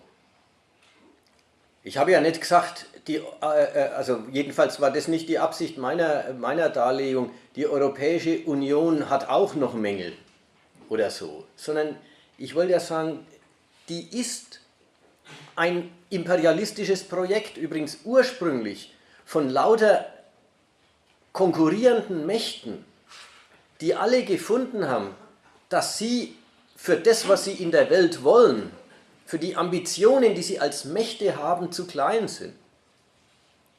Und die Erfahrung hinter sich hatten, dass 2 Versuche, die Nachbarn hoheitsmäßig aus dem Weg zu räumen, nicht gefruchtet haben, zum Ruin Europas geführt haben. Jetzt machen sie was Neues. Jetzt sagen sie, okay, dann erschließen wir, wenn wir den Nachbarn schon nicht gegen seinen Willen erschließen können, und das braucht man für einen Kapitalismus, für eine kapitalistische Nation, die braucht die expandierenden Märkte. Wenn man den Nachbarn schon nicht gegen seinen Willen erschließen kann, dann kann man ihn bloß mit seinem Willen erschließen. Das geht dann aber auch bloß in der Form des Angebots und in der Form einer Ungewissheit, nämlich wer die wechselseitige Öffnung mehr nutzen kann, stellt sich erst im Laufe der Zeit raus. Für wen es also ein Machtzugewinn und für wen es eine Bestreitung seiner Macht als Nation wird, das ist ein Ergebnis. Das ist nicht am Anfang, das steht nicht am Anfang fest. Das haben wir jetzt, heute haben wir ein ziemlich weit ausgearbeitetes Ergebnis dieser Art vor uns. Also wenn ich jetzt zu dem Ergebnis komme, so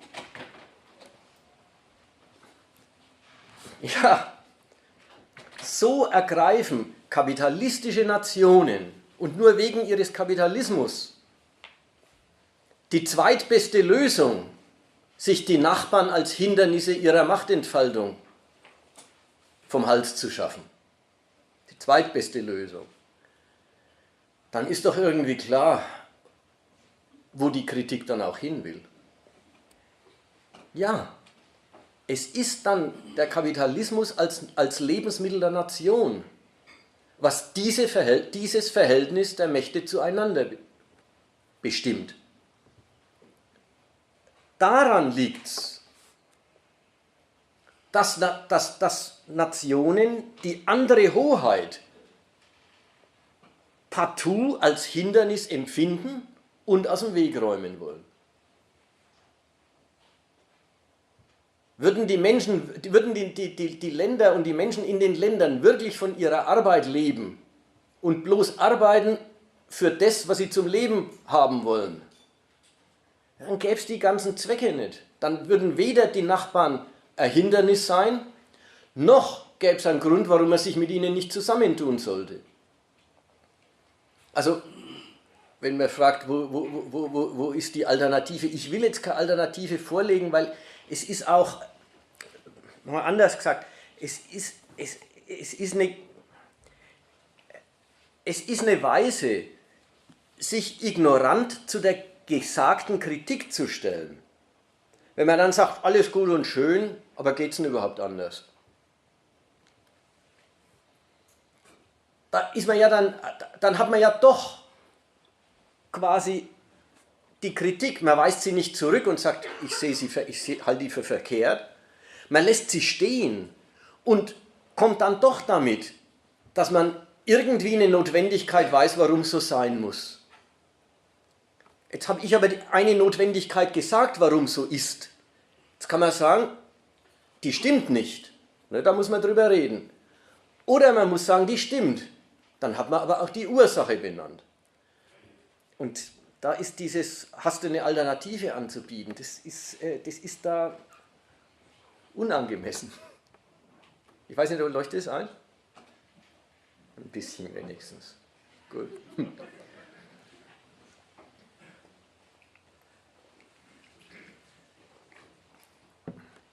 Wir haben hier auch ein Saalmikro. Ups, geht es? Es geht eh nicht.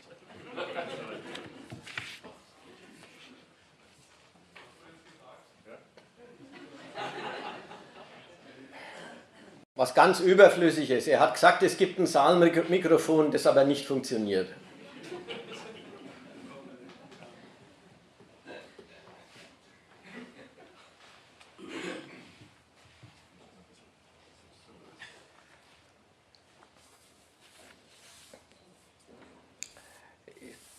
Ich weiß nicht, wenn es jetzt gar keine Wortmeldungen gibt. Ich würde schon lieber über...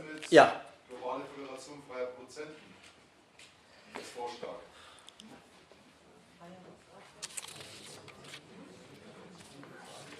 Ob das hören können. Also... Globale Föderation freier Produzenten. Eine globale Föderation freier Produzenten, wäre das nicht eine gute Idee?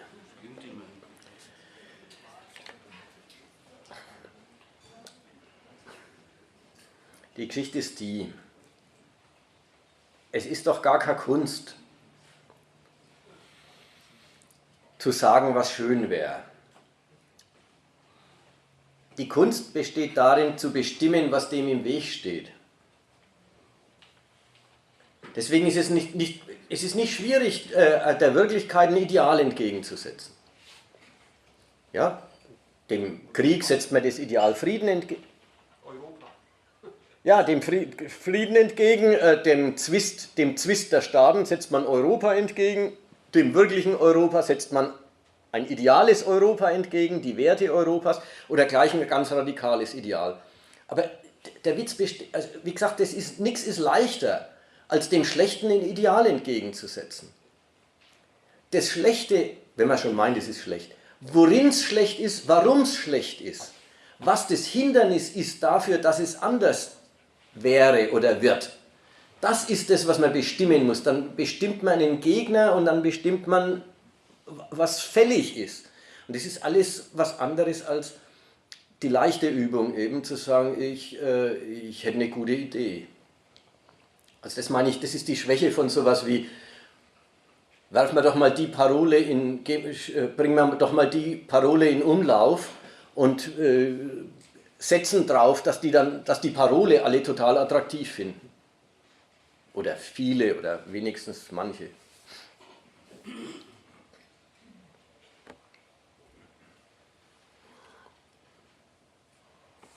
Ist dieses Europa der Werte nur Übertitel oder verbinden die da tatsächlich sozusagen dann welchen Inhalt eigentlich? Ja, das ist was, das meine ich, das müsste man noch klären. Es gibt jetzt, zum Teil möchte man sagen immer öfter, zum Teil auch ausdrücklich von den Idealisten Europas, also Pulse of Europe oder so, die machen, ja, wir haben doch neben der Wirtschaft und außer ihr noch was anderes, nämlich ein Europa der Werte. Und das hat was Formelles und das hat was Inhaltliches. Das Formelle der Werte ist,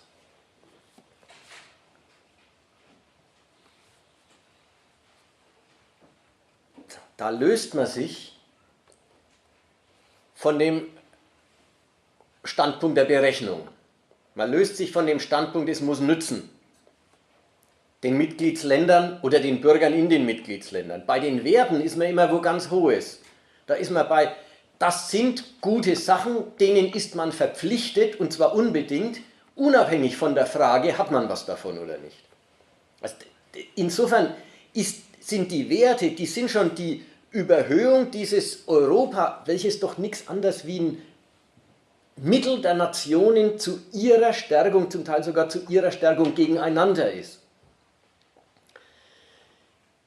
Man überhöht das Ganze in einen Idealismus der europäischen Identität. Es gibt was Verbindendes und was Verpflichtendes. Das ist jenseits der Frage, ob man was davon hat. Die Mitgliedsländer und die Bürger. So, das ist die Idee und das ist was Gutes. So, da hat man schon, eigentlich ist man schon dabei, auf der Ebene des Ideals, das Unverbrüchliche, das unbedingte Europa zu formulieren. Werte, wenn welche mit Werten kommen, hat man auch immer gleich, sollte man jedenfalls, immer gleich ein bisschen Angst kriegen. Weil wer mit Werten kommt, drückt selber aus, dass er unbedingt unterwegs ist. Der ist mit einem Vorteil nicht mehr zu bestechen.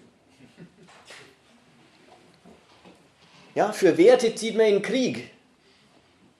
Das ist die Abteilung Überhöhung. Jetzt aber die andere Seite, was sind sie denn, die europäischen Werte? Naja, was sind sie? Kriegen wir es überhaupt zusammen? Was wären sie denn ungefähr? Menschenrechte, Individualität, Meinungsfreiheit. Na gut, also dann, man kann die Menschenrechte jetzt durchnehmen. Es werden die Menschenrechte in etwas sein. Ne? Ja, was sind denn die Menschenrechte eigentlich? Sind selber ideale Fassungen, aber von was? Sind ideale Fassungen des Verhältnisses von politischer Herrschaft und beherrschten Individuum, wie sich's im kapitalistischen Staat gehört. Ja, da gehört es hin. Die Menschen sind nur dem Recht zu unterwerfen, dem aber schon. Die Menschen haben ein Recht auf Eigentum.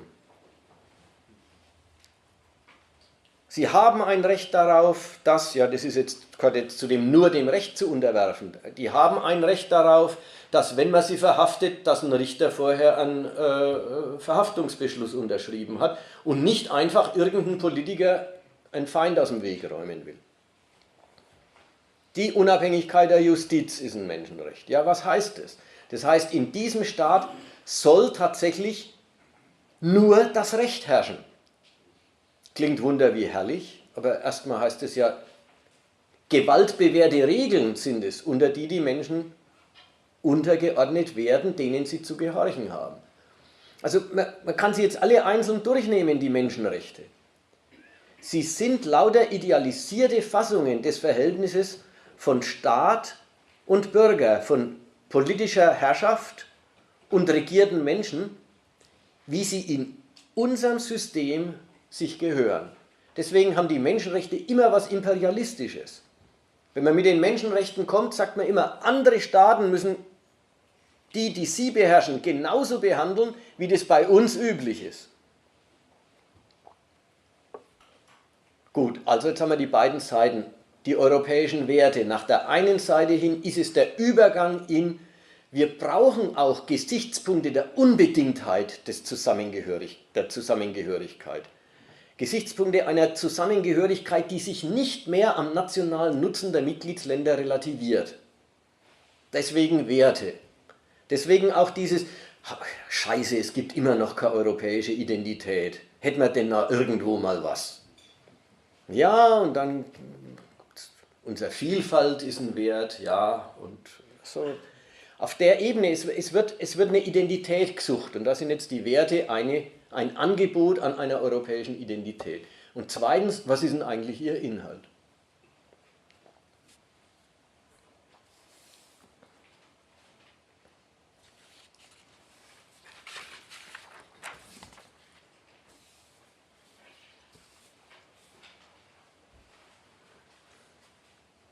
Ja. Ich habe eine Frage aus ökonomischer Sicht. Also erstmal danke für den Vortrag, ich fand es echt interessant. Und also man sieht ja, dass es eine allgemeine Tendenz dazu gibt, dass sich die Märkte in regionalen Integrationen organisieren, so wie wir das in Europa sehen.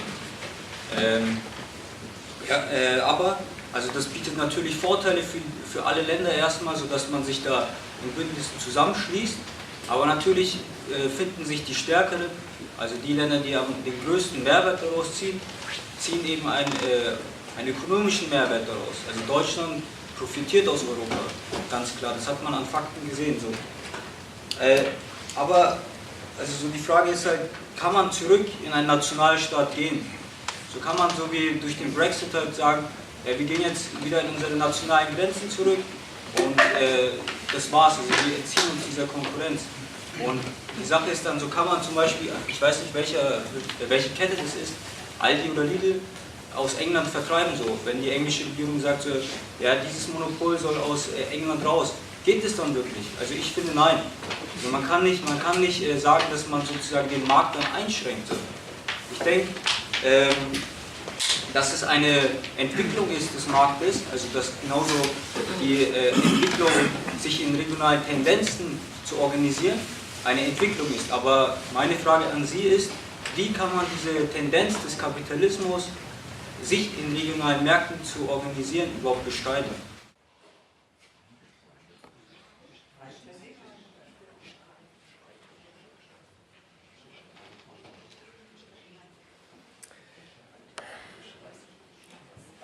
Ich will jetzt nicht eine endgültige Antwort machen, sondern ich will einen Versuch machen einzusteigen und dann möchte ich gerne auch hören, was dann verstanden und gebilligt ist und was nicht.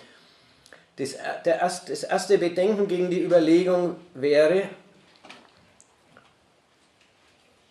ist es denn überhaupt das Kapital oder der Kapitalismus, der die Tendenz hat, sich in regionalen, und regional soll jetzt heißen, über die Staaten hinausreichend, also so Europa umfassend oder sowas, sich in regionale Märkte zu organisieren. Also nochmal, stimmt es überhaupt, reden wir überhaupt vom richtigen Subjekt? Ist es das Kapital oder der Kapitalismus, der sich in regionalen, also supranationalen Märkten organisiert? Ja, das war die Formulierung vorhin. Und ich würde erstmal sagen, das Kapital tut es überhaupt nicht. Es sind Staaten, die erstmal durch die Reichweite ihrer Macht den Markt begrenzen und bestimmen. Ja, einfach, weil in dem Territorium gilt die Hoheit. Da gelten die Gesetze, da gilt dieser Eigentumsschutz und so weiter. Jenseits der Landesgrenzen hat erst einmal auch ein Privatmann, also ein privater Unternehmer, nichts verloren, wenn die beiden Staaten, die es betrifft, nämlich der eine, wo er herkommt und der andere, wo er hingeht, sich darüber nicht einig werden. Wenn also ein Markt organisiert wird, der über die Grenzen eines Staats hinausgeht, ist es die Tat von Staaten und nicht die Tat des Kapitals. Unternehmer nutzen alle staatlichen Bedingungen, die ihnen gewährt werden. Und wenn sie ihnen nicht gewährt werden, nutzen sie sie auch nicht. Die sind nicht der Macher von supranationalen Märkten. Ja? Die andere Seite stimmt schon. Es ist ein Bedürfnis von Unternehmen, im Grunde auf grenzenlose Zahlungsfähigkeit zu treffen, grenzenlos zugreifen zu können auf Rohstoffe und sonstige Vorprodukte, in letzter Instanz sogar grenzenlos investieren zu können und die Arbeitskraft überall in der Welt benutzen zu können, wo man sich von ihnen eine vorteilhafte, nämlich rentable Anwendung verspricht. Es ist ein Bedürfnis von denen, aber machen tun die den Zugang zu anderen Staaten nicht. Das machen nur Staaten und die machen es nur wegen ihrer Rechnung. Über die habe ich vorhin am Beispiel der Europäischen Union geredet. Also das war das Erste. Ja.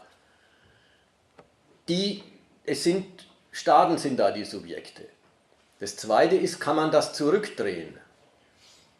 Kann man das zurückdrehen auf einen nationalen Rahmen? Ist wieder die Frage, wer soll denn das Subjekt davon sein? Keiner will das. Die einen, sagen wir Deutschland in der Europäischen Union, will die ganze Union und will den Binnenmarkt. Und die anderen, die meinen, die Europäische Union ist doch eine einzige nationale Selbstlosigkeit von uns gegenüber den Ländern, die nicht so leistungsfähig sind wie wir. Die meinen ja auch nicht, wir machen jetzt ganz klein, ganz kleine Wirtschaft in den Grenzen Deutschlands, sondern die meinen,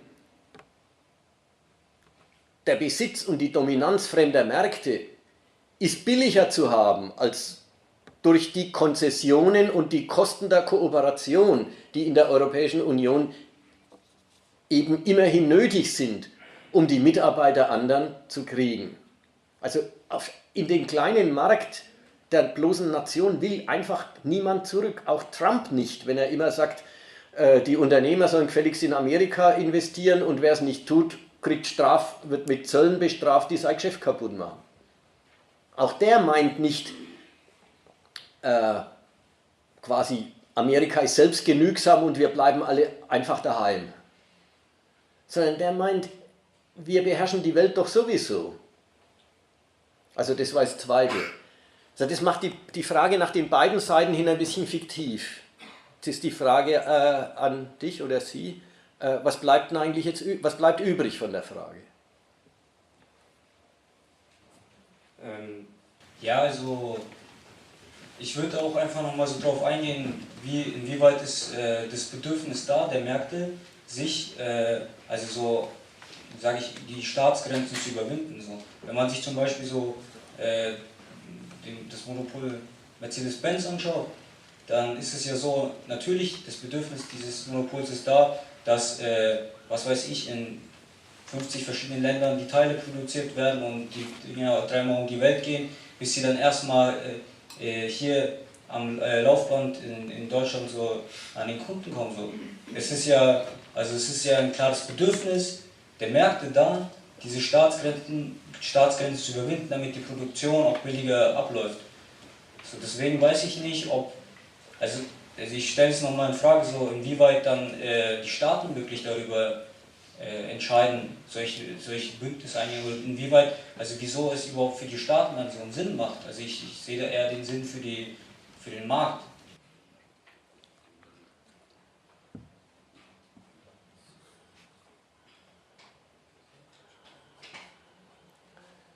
Naja, was wollen Staaten? Das ist mehr die Frage, was wollen Staaten? Na, die wollen das Wachstum der Wirtschaft auf ihrem Territorium als ihre Reichtumsquelle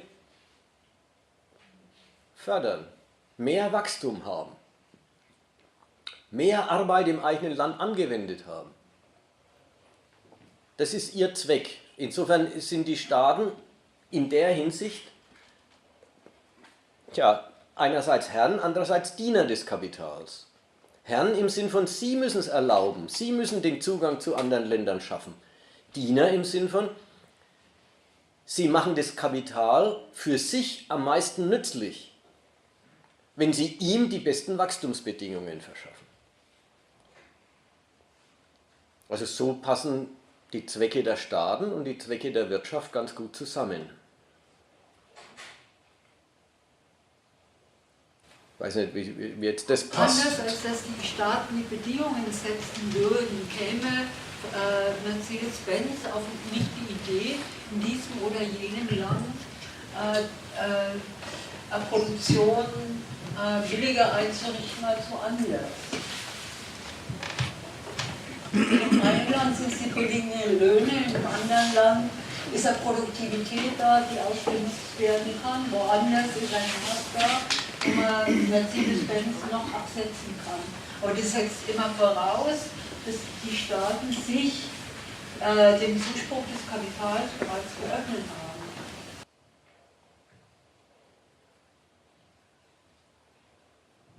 Also das geht nochmal alles auf.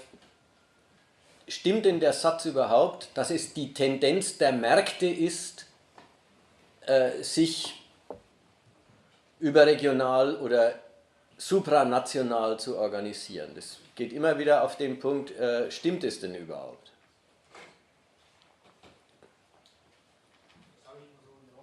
Ja, ja. Das habe ich mal so in den Raum gestellt. Aber ich habe ein bisschen den Eindruck, dass seine Frage doch darauf zieht, mehr, was hat denn der Staat davon? Ich glaube, die Vorstellung war mehr so gewesen,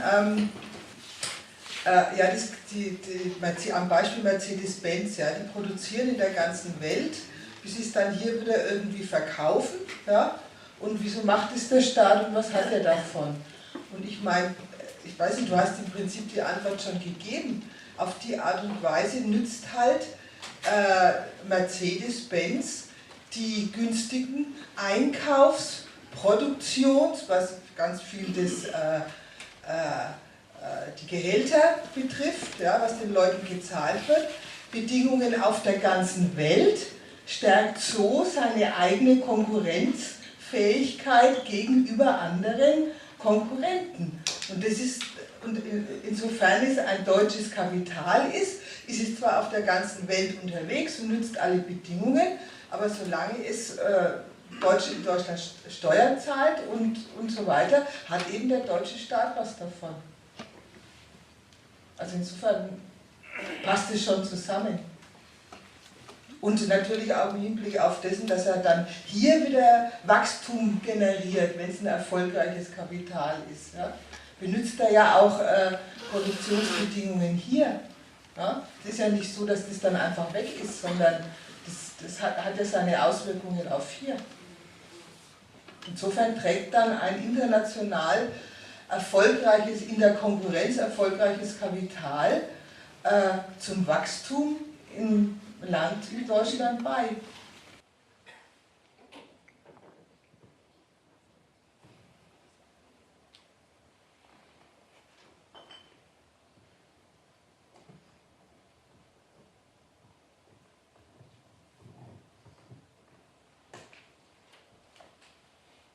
Dass es da einen doppelten Gesichtspunkt gibt, vom Staat aus gesehen. Von den Unternehmern aus gesehen ist es einfach. Die sagen, wo die billigste Produktion ist, und da muss man immer noch einrechnen, was die Transportkosten dann sind, wenn man diese Teile endlos hin und her schippert.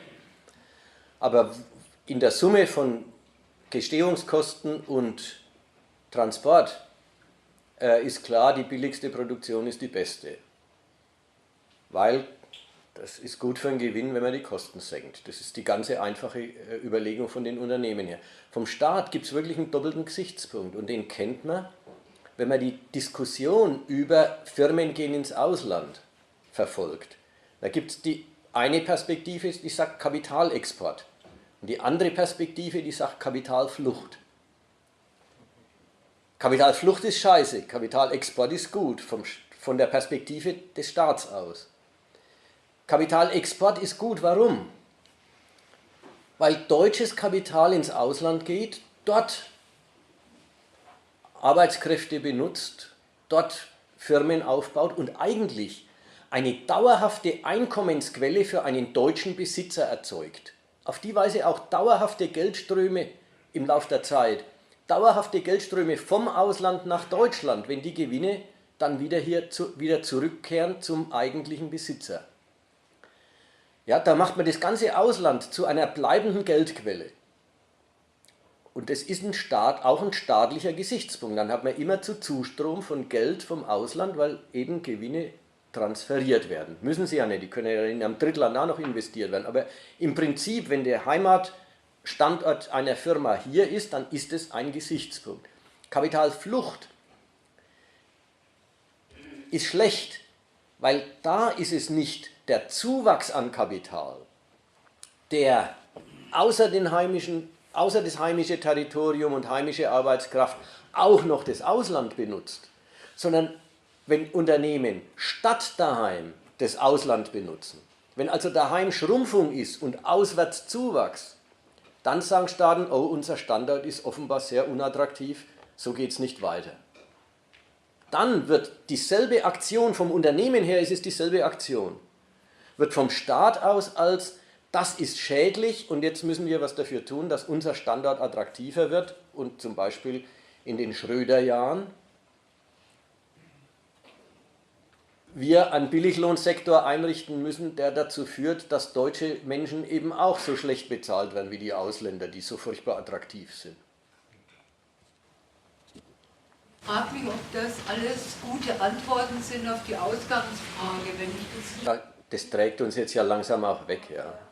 Hast du doch gefragt, ob man sich dem entziehen kann. Und da war jetzt die Antwort, ein Staat, der Kapitalismus gemacht hat, warum sollte der sich dem entziehen? Das Kapital macht das nicht von selber, sondern kalkuliert die Bedingungen. deine Frage, kann man sich denen entziehen? Da ist offen, an welches Subjekt du denkst und welchen Zweck du diesem Subjekt unterstellst.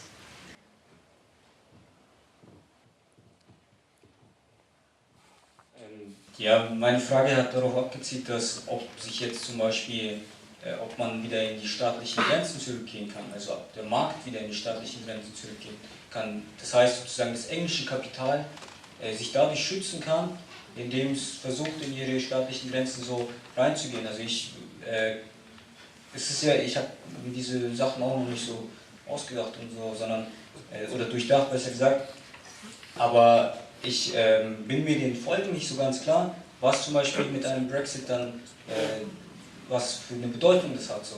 Also Sie haben gesagt, okay, man kann den Markt wieder attraktiv machen, also es durch staatliche Maßnahmen, aber im Endeffekt so ist es also ein Kapitalexport ist auf jeden Fall da und deswegen weiß ich nicht, also so, ja, es war nicht so ganz klar so.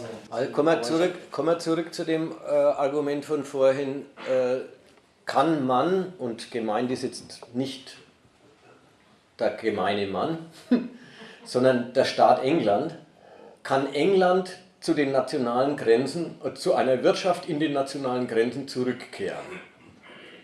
Ja, die Frage. Die Frage ist darin fiktiv, dass das niemand will. Die Briten sind entschlossen, sich aus der Europäischen Union und den Pflichten, die damit verbunden sind, und dem, was sie fürchten, ja, die Auflösung ihrer Nation in ein europäisches Gesamtwerk, sich dem zu entziehen. Für ihre Wirtschaft wollen sie gleichwohl den Zugang zum großen europäischen Binnenmarkt erhalten. Das ist jetzt die Doppelschiene. Wir wollen nicht mehr bezahlen, wir wollen nicht mehr unter der Jurisdiktion der europäischen Gerichtshöfe stehen, wir wollen die europäischen Bürger nicht mehr in unser Land lassen müssen, aber wir wollen den europäischen Markt uns erhalten, indem wir den Austritt gleichzeitig mit einem Freihandelsabkommen mit der EU verbinden. Ja, das ist das Projekt jetzt.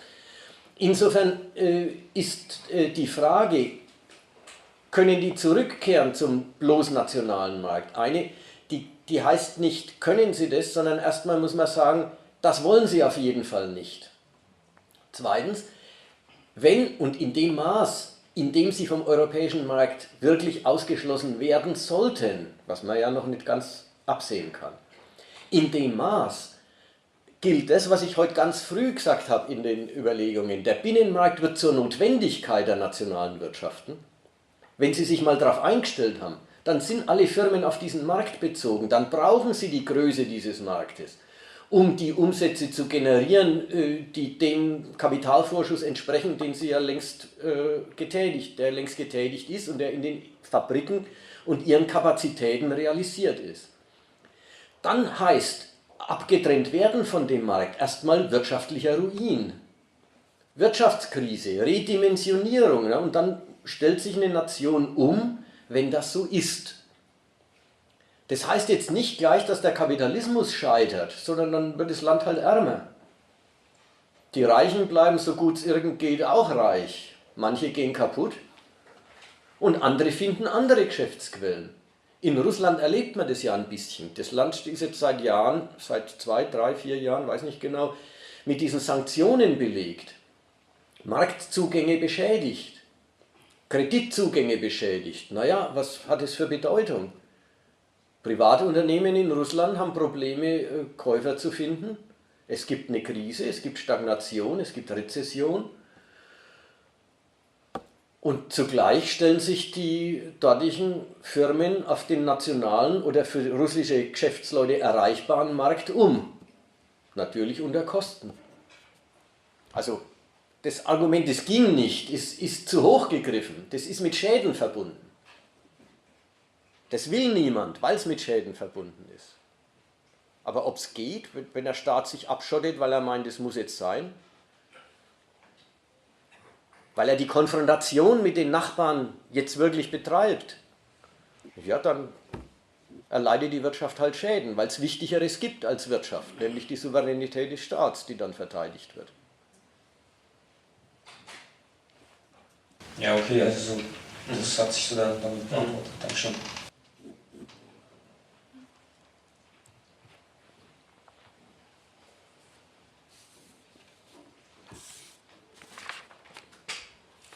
Ich möchte noch vielleicht 2 Sachen nachtragen, aber immer noch ist mir lieber, wenn es Meldungen gibt und Rückfragen. Ja? Also wenn jemand was einwenden will oder was hinzufügen will, ist immer besser, als wenn ich da noch was auftische.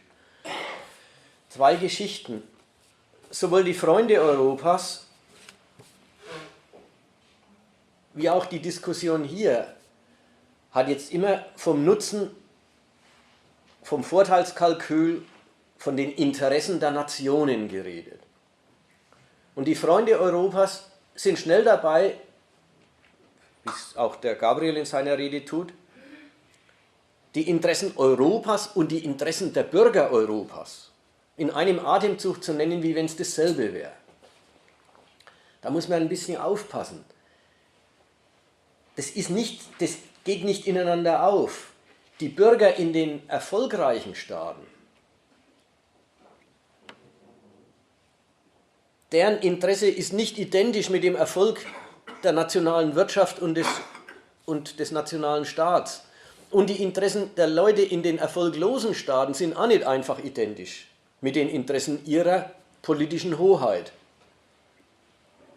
Wenn Leute in Deutschland oder wenn Deutschland erfolgreich ist, dann deswegen, weil letzten Endes deutsche Arbeit, auch wenn sie höher bezahlt wird, fürs Unternehmen billiger ist als die Arbeit, sagen wir, in Italien.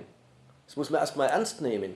Die wird vielleicht höher bezahlt, aber im Ergebnis ist sie billiger für die Unternehmen als in den Ländern, wo sich wenig Kapital ansiedelt.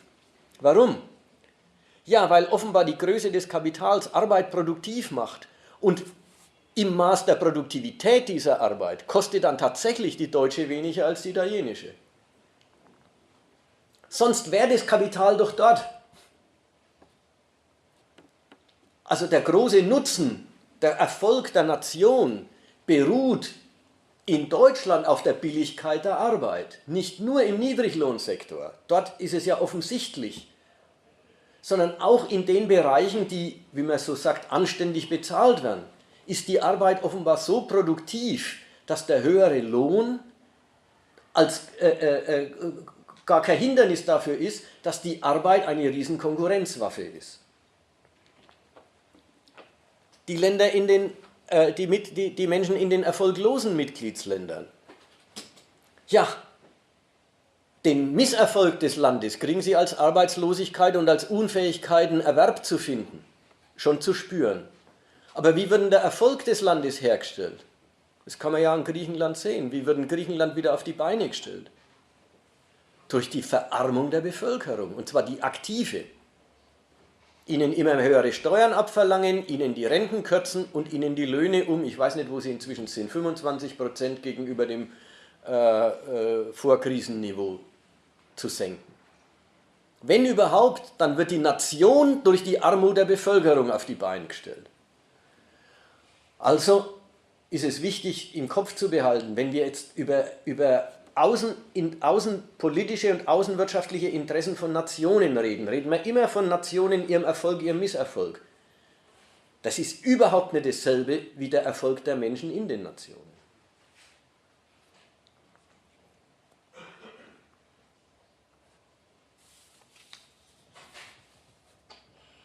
Ich hätte kurz eine Frage, und zwar, ich bin mir noch immer nicht ganz sicher, ich verstehe das noch immer nicht ganz. Es war ja eine Zeit lang so, vor allem wie diese Flüchtlingskrise war, jetzt hört man es vielleicht gerade weniger, dass, was ja heute auch noch immer sehr viel geredet wird, dass das europäische Projekt am Scheitern ist. Also dass die Staaten nicht mehr wollen und dass man da aufpassen muss. Warum sich das eigentlich an der Flüchtlingskrise so aufgehitzt hat mit dem Europaprojekt, wie eine Frage, die scheinbar mal irgendwie jetzt nicht das groß tangiert, wo es doch um diesen Projekt geht und was ja auch in dem Vortrag gerade erläutert worden ist. Also um die Verteilung und für was braucht man diese Flüchtlinge und so weiter, das ist ja nicht der Sinn und Zweck von der EU, warum sich so ein Projekt an so einer, also dieses Projekt an so einer Frage eigentlich so spalten kann.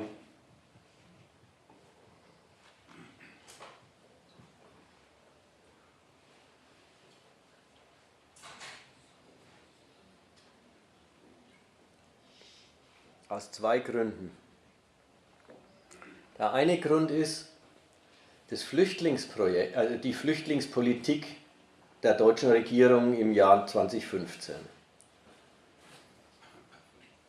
ist ein Schritt raus aus dem, jetzt sagen wir mal, aus der wirtschaftlichen Disziplinierung der Partnerstaaten entlang der Kreditwürdigkeit und was eben unter Euro-Rettung lief. Dieser Schritt raus hat für die Mitgliedsländer die Seite, da sind sie noch frei, Nein zu sagen. Während sie bei der Frage, muss man sich denn die Austeritätsbedingungen Berlins gefallen lassen, wenn man als Griechenland im Euro bleiben will, weil die Alternative noch viel furchtbarer ist. Da hatten die keine Freiheit. In wirtschaftlichen Dingen ist die Abhängigkeit so weit gediehen, dass die Nationen sich praktisch aus Eigeninteresse den Regeln unterordnen. Selbst wenn es ihnen nicht schmeckt, selbst wenn sie daran in der Konkurrenz Nachteile erleiden, da haben sie mehr den Standpunkt, das ist für sie alternativlos. Jetzt kommt ein ganz neues Feld, die Flüchtlingspolitik. Nach der einen Seite hin sagen sie da, das hätte es jetzt doch nicht gebraucht. Ja? Das ist wirklich ein wenig anders mit der Euro-Rettung, das braucht es. Und wenn da Deutschland sagt, nur unter diesen Bedingungen gibt es ein weiteres Kreditpaket, dann können die sich dem sehr schlecht entziehen. Aber wir sollen jetzt auf einmal alle Flüchtlinge aufnehmen. Das fügt sich gar nicht einer ökonomischen Notwendigkeit, wo der Erpressungshebel schon so recht vorhanden ist. Da hat die Merkel gemeint, sie macht die Türen auf und das ist dann der Erpressungshebel. Naja, und das war er eben noch nicht so ganz. Das ist die eine Seite. Die andere Seite kommt in den Bereich rein, von dem ich vorhin geredet habe. Nationalisten können immer die Bündnisse und die Mittel der Nation in Kooperation mit anderen würdigen als Instrumente des eigenen nationalen Vorteils. Können Sie auch zum Schluss kommen, das ist ein schlechtes Instrument. Aber dann bleibt es ein Instrument. Aber das, was diese Europäische Union, dass die Union als Mittel der Nationen tatsächlich eine Entität neben ihnen ist, die sie sich auch unterordnet. Also die Union ordnet sich die Mitglieder auch unter.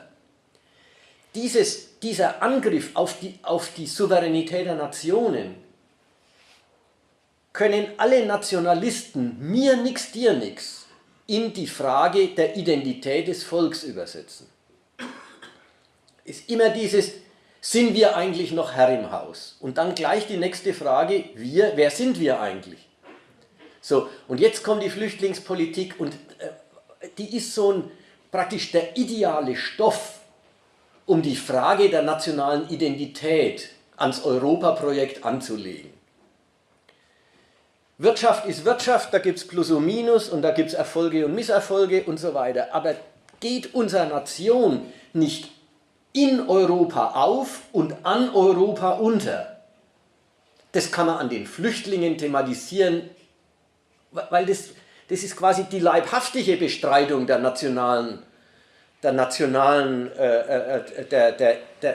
Identität des nationalen Kollektivs. Da kommen welche, die kann gar nicht dazu und dann sind sie auch dabei und wir müssen sie aufnehmen, weil Europa es verlangt. Also Europa als Ent- und Umvolkungsinstrument. Ja, da wird diese Frage, geht es hier eigentlich um uns als Nation, ganz unmittelbar gestellt. Und insofern hast du die beiden Seiten. Einerseits ist es ein Politikfeld, wo die Erpressungshebel noch gar nicht existieren richtig, weil es ein Übergang in eine ganz neue Sphäre ist, nämlich die Bewirtschaftung der Grenzen. Und das Zweite ist, es ist dieses ideale Feld zur Frage, wo bleibt unsere Nation?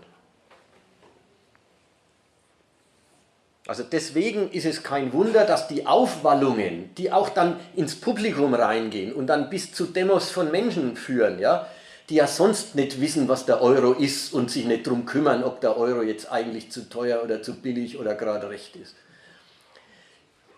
An der Flüchtlingsfrage sind Sie kompetent.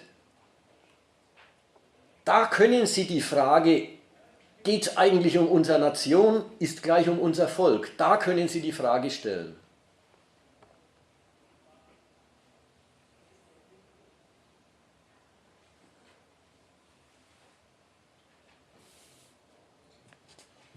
Bin mir noch nicht ganz sicher, ob ich das jetzt schon, das ist die Antwort, also meine Frage hat darauf gezielt, oder ob das vielleicht in der ersten Antwort vor allem mit inbegriffen sein soll. Warum in den Zeitungen zum Beispiel, auch von der Merkel und so weiter, so davor gewarnt worden ist, wenn da jetzt keine Einigung daherkommt, dann kann das Bündnis sprengende Konsequenzen haben.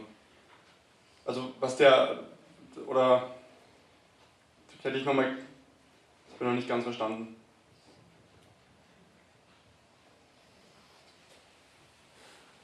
Also ich hätte mal andersrum geantwortet wie du. Also einfach die Reihenfolge.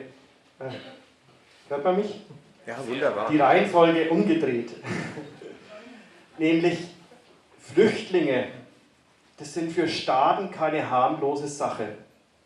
Also weil du ja so eingestiegen bist mit, ach diese Flüchtlinge, wieso haben die überhaupt die Wucht, Europa durcheinander zu bringen? Die sind keine harmlose Sache. Also jetzt gerade mit deinen letzten Erläuterungen angefangen.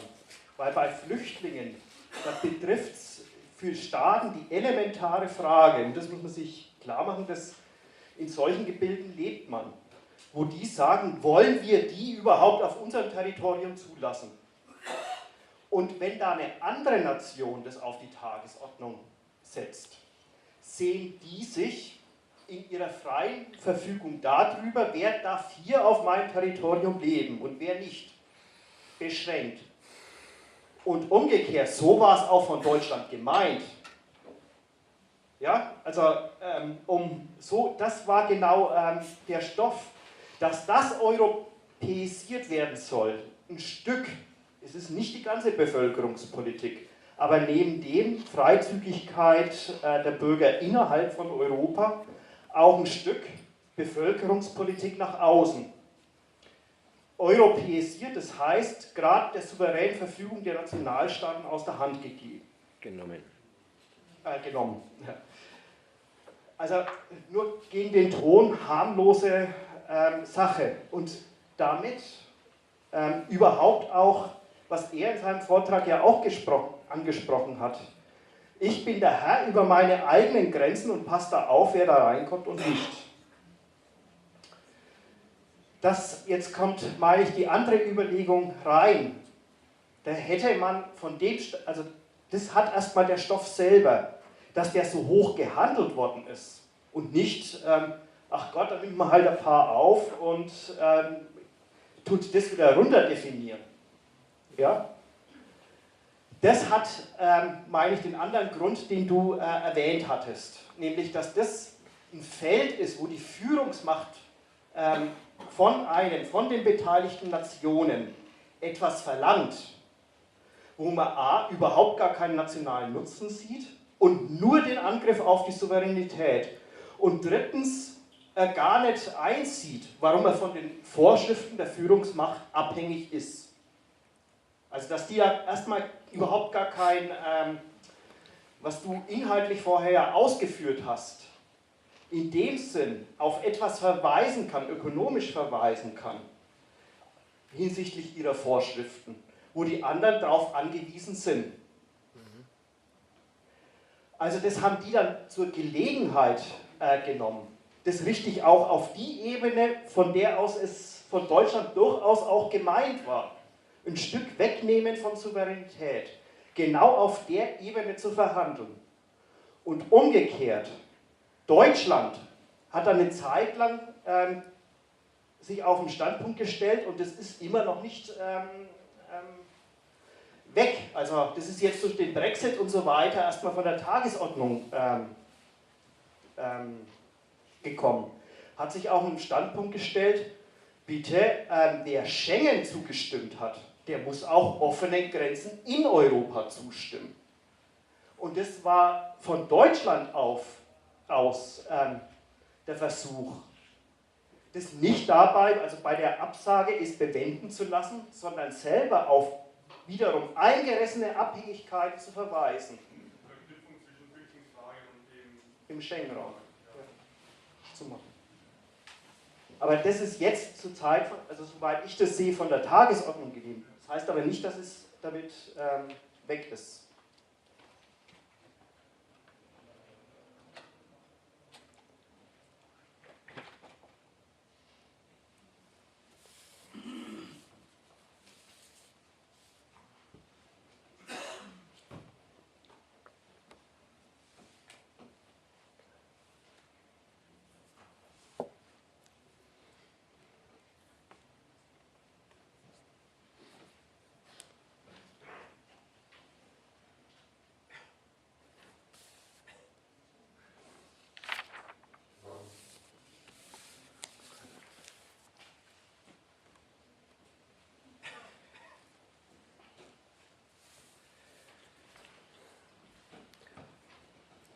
Machen wir Schluss damit.